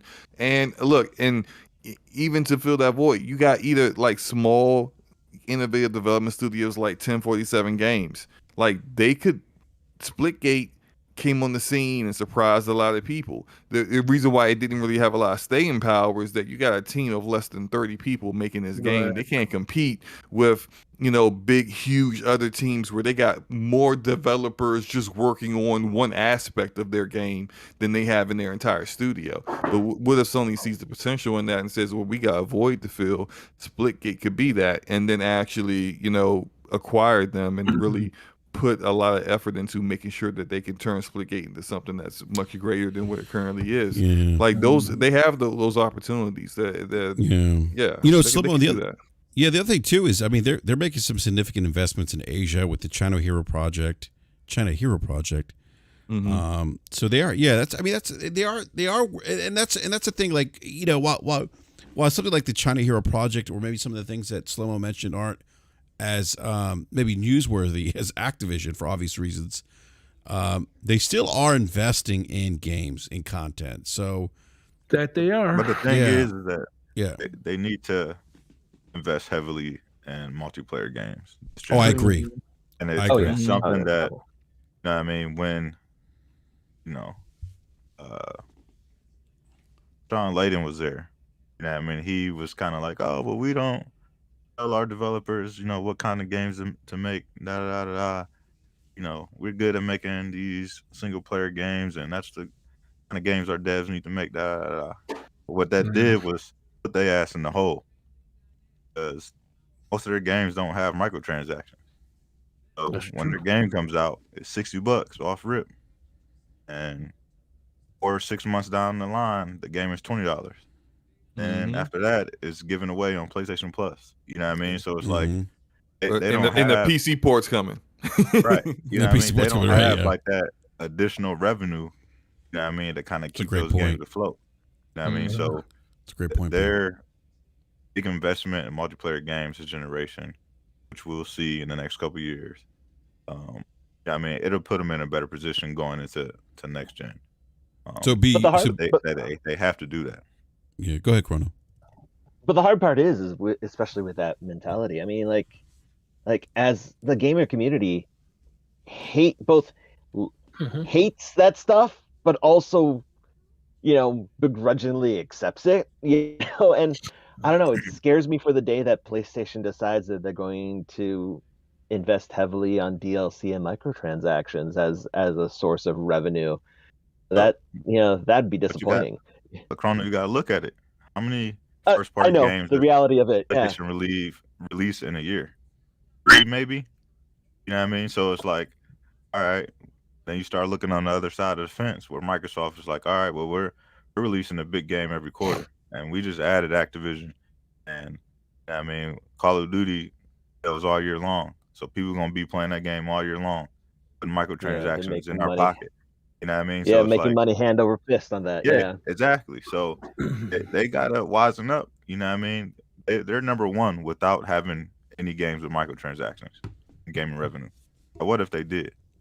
Yeah. You think that's real quick? I'm gonna interrupt. You think that's Jim Ryan's influence? So. Oh yeah, Jim Ryan. I told y'all when Jim Ryan took the job and everybody was all sour on Jim Ryan, I told y'all he was coming to play. And he don't have the money that Phil got over at Microsoft. You know what I mean? He don't have that same, blank checkbook. But you know what I mean? He's made strategic moves, you know what I mean, to improve what PlayStation's been doing. If a lot of people talk about, the $20 billion that they lost in the stock market. But look at where PlayStation stock was before Jim Ryan took over, and look at where it's at now. It's still up. Yeah, it was at like $56 when he took over. You know what I mean? Yeah. So it's over 100. It was over 100, almost $130 a share. You know what I mean? So like his influence, you know what I mean, and the stuff that Sony's been doing as far as other partnerships, you know what I mean, and film and stuff like that, they've improved their company overall, and it's a lot of it has to do with the gamer side. So when you can improve your revenue and increase your revenue, and they don't have to do the nasty microtransactions where it's nickel and dime and everything. But if they do it right, it's what needs to be done. Otherwise, they will find their ass in the hole. You know what I mean? Because they should do NFTs. Microsoft You shush. says in 2 years that we not. Call of Duty is no longer on your platform.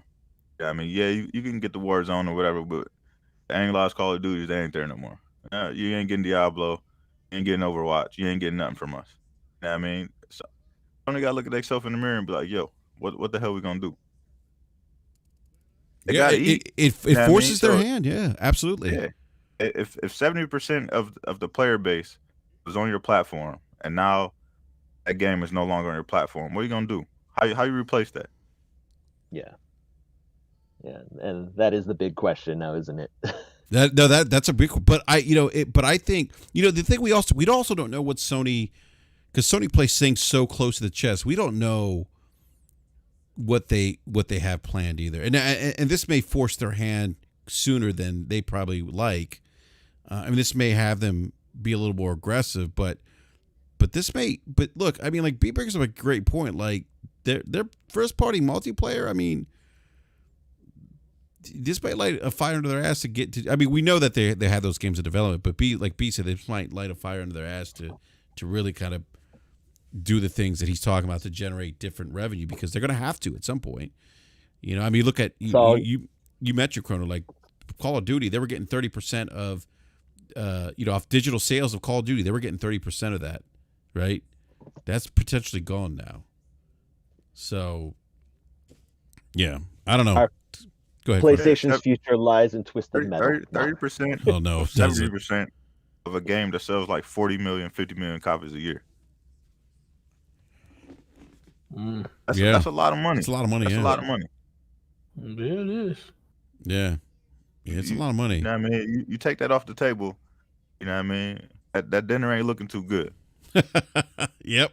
You went from eating, you know what I mean, tomahawk steak to now you eating Salisbury steak. So you're looking at that plate a little bit different.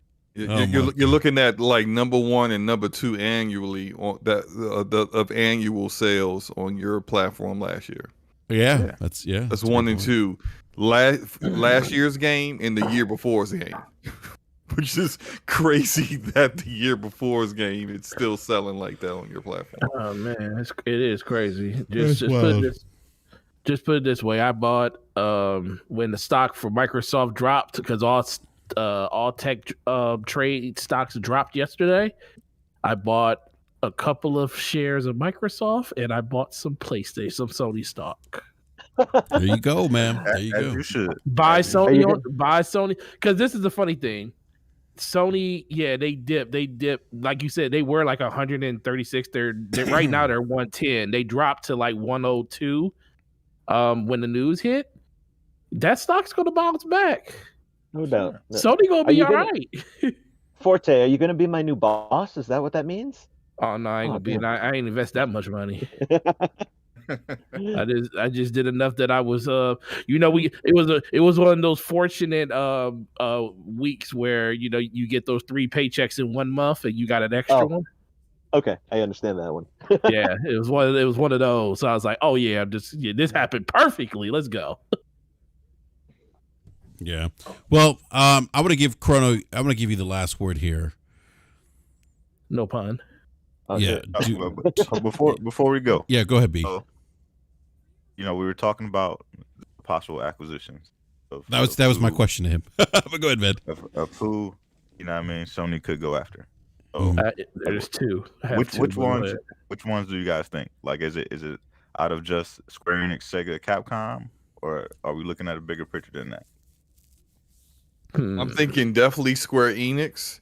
I think there may be another like bigger developer, but not another publisher, but like a bigger developer that's like a AAA developer that they might go after. I think Square Enix and I think Front Software. Ooh, really? Wow. I think Front Software would be the diamond in the rough for them because that community is growing. And the games are becoming more notable, and a lot of people are looking forward to a lot of those games. We already talked about how Sekiro is published by Activision, but it's owned by From. So I just think that would be. They would own the IP if they would own that IP and stuff that way too. So I think Square, just because of the simple fact that they just have so many different ventures going on with them at the time, but if they wanted to pick up another developer that is very, very close to knowing exactly what Sony's about, I think From would be the developer they would do. I want to know what be knowing ish thinks because I think B is dropping hints here. I'm gonna let y'all say what y'all say, but I'm gonna say this: if they were to get Square Enix, you know that would put all of Marvel's games under the Sony umbrella. Right? That's why they would do it. When I did my live stream earlier, B, that's my exact point why I said I think they would get Square Enix because in the console space, the only people making Marvel games is Sony and Square Enix. Square Enix has made 2. Sony has made 2, and they already on the outs on the bad one with the dev that made the bad one, and the one the dev that made the good one. They're all good with that. So like that's Guardians of the Galaxy. Guardians of the Galaxy 2 would be exclusive to PlayStation and probably PC, but it would be it would not even be on Xbox. They would allow them to corner Marvel games. Yes, sir. Wow. Go ahead. All right. So, but I'm gonna let Chrono get the last word. But I'm gonna say real quick. For me, I think it's Square Enix for everything that B just mentioned and Slomo mentioned. I think they lack up Final Fantasy. Obviously, there's a relationship there, but I think, like you said, be the Marvel thing, and I think that would be a big get for Sony, because the MCU right now is just although Eternals wasn't that great, but anyhow, That movie was trash. yeah, I mean, Eternals was just a setup, man. That's all. Oh, we know. It was a nice setup, by the way. I like the ending. It was just a gateway. Yeah, I like what they showed there at the end. But I think Square Enix is the next. I think Square Enix is the next is who they're going to acquire. But I don't know about that Sega. Don't forget that also means that that's Crystal Dynamics too. So that means the Tomb Raider games. Tomb Raider, yeah. That's right. Yeah. So Chrono. We don't have enough of those. The thing with Square Enix, with Sega, Square Enix, and Capcom is all of those companies also make movies with their gaming content. Yeah, they would own all of them. Oh yeah, like Resident Evil and stuff like that. They would own all the rights to all that. Yes, sir. Yeah, and that's right up Sony. And that's right up Sony Valley. You see what Sony been doing lately? A lot of movies and TV coming out of that their gaming stuff. So yeah, this thing's gonna get interesting. I think. Chrono, you get the last word, sir. How many times you give him the last word? He always thought he had it. I know. Well, we kept talking. Thought he already had it. Yeah. All right. So they buy Square Enix. If we're talking publisher, I think Square Enix fits the culture best for us. If we're talking about developers, From Software, we've had a strong partnership with From Software. That would be a fantastic. I also think that Remedy would also be a good buy if we're talking about developers. We have a very strong partnership with the stuff with the stuff that they do. So that would also be a really good purchase. Although wouldn't Remedy be a bit problematic considering how they have 4 games in development right now, and they have contracts with Microsoft. Yeah. Well, they have a contract with Epic for 3 games, and they have a big contract with Tencent for a big multiplayer game, a AAA game that they're doing. So it's like they're divested pretty not thinly, but pretty far. I feel like if they purchased them, like they wouldn't be able to realistically get to doing exclusive content for Sony for some time. Yeah, so but maybe that would be a dream of mine, because I love anything that Remedy does. And then, I think in the grand scheme of things, I think what's going to end up happening is even if we don't make these moves to buy these companies, I think that don't be surprised if you start seeing more aggressive marketing and exclusivity deals. I truly think that, with everything that's happened, can you imagine if PlayStation locks up Grand Theft Auto 6? Or they do something major with Grand Theft Auto 6 that the mind share is it's a PlayStation, they associate it with PlayStation. Yeah, I think that we'd be doing more of that than flat out buying publishers. And I think that, Grand Theft Auto is a billion-dollar industry in and of itself, that does rival what, Call of Duty does, and I think that would be probably more what we'd end up seeing. Yeah, that's a great point, Chrono. That kind of fits, I think, Sony's MO too, right? We know that they were being aggressive early this generation with trying to lock up marketing deals. I always think about Imran Khan had an article about that where Sony was even outbidding Microsoft in some instances to lock down exclusive content. So, yeah, this thing's going to be interesting. It's definitely exciting, to see what's going to happen next. And how Sony responds. So, but look, I want to first give a big shout out to it's Alex, who had to leave early. Please check out his YouTube channel. It's Alex. And big shout out to Gamer MD, or Doc as we call him. Great having him on. And big shout out to everyone in the live chat. Appreciate everyone coming through to hang out with us this evening. Please hit that like button. We should be at 100 likes now. And if you're new, subscribe, hit the bell notification so you're alerted when we go live. But big shout out to Chrono for joining us tonight, man. Chrono, always a pleasure having you on, man. Thanks Definitely appreciate you, man. Yeah, and I appreciate you letting me hang out with you guys. So no, absolutely, man, absolutely. So you gotta go by and say hello to Forte again and make sure he gets his display, whatever it is, situated correctly. yeah, definitely. Well, I mean, Microsoft has money to burn, so I mean, they probably have that section, that front section locked up. So Exactly. Oh yeah, the front of the store. Yeah, exactly. So, doesn't all look right, as well, good as the PlayStation section though right now. yeah. A lot more PlayStation 5 games and Series X games. But hey, we had this whole discussion already, so Yeah, so look, I want to give a big shout out to the panel as well. Forte and Slow-Mo Backslap. You two gentlemen have a show tomorrow, 9 p.m. Eastern Time. DPS. Whose channel is it going to be on? Forte channel. You said Forte channel? I didn't hear you. Yep. Yeah, Oh, okay, yes, cool. I said Forte channel. Okay, Yeah. Forte. Okay, cool. All right, so definitely check out Forte and Slow-Mo Backslap. Gentlemen, if you want to give out your Twitter handles, you want people to give you a follow, let everyone know where they can find you.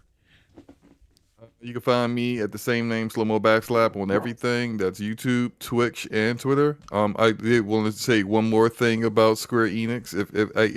If I don't even think it's a huge if, but like if Sony acquires Square Enix, I'm happy about that because they'll be a better publisher than Square Enix has been for their own properties. Because Square Enix has been awful at managing their own games. Good grief. So that would be great. But outside of that, you guys know where to find me. I might go live tonight and play something on Twitch. I don't know. I got energy. Please go live so I can accumulate points.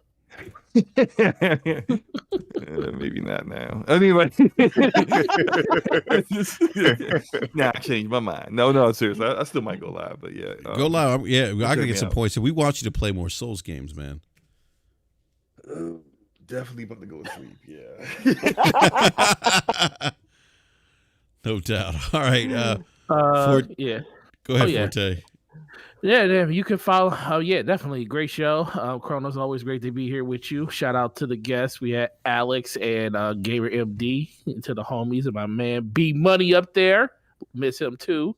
But you can catch me at the same Twitter handle, Slow-Mo Backslap _2. That's me, following my brother's footsteps. so is not his handle. Give him the real handle. Gaming Forte everywhere: YouTube, Twitter, Xbox Live, PlayStation, and DPS tomorrow, 9 p.m. Going to be really, really cool. We're going to have our guest Agent Deli will be on. We might have another one. Me and Slow-Mo got to talk about that to see if we can get somebody else on there. But yeah, come check us out and have a ball and enjoy the games that you're playing too. Nice. B Money. Yes, sir. Always a pleasure, man. Always dropping man. knowledge, man. Always dropping knowledge. People need to listen to you when you speak, man. He be dropping leaks, okay? he be leaking shit. But no one knows he's leaking it. And then it'd be like, man, I feel like what just happened? I feel like I heard this before. It'd be like, yep. B said it. Man, I don't know nothing, man. I love B's like, I don't know anything. Be let her where they can find you, man. Yeah, man, you can find me everywhere. Same name, B Money 101. No doubt, chilling, man. So, yeah, come follow if you want to. All right, well. man. It's all good. You can come follow if you want. Yeah, right. All right.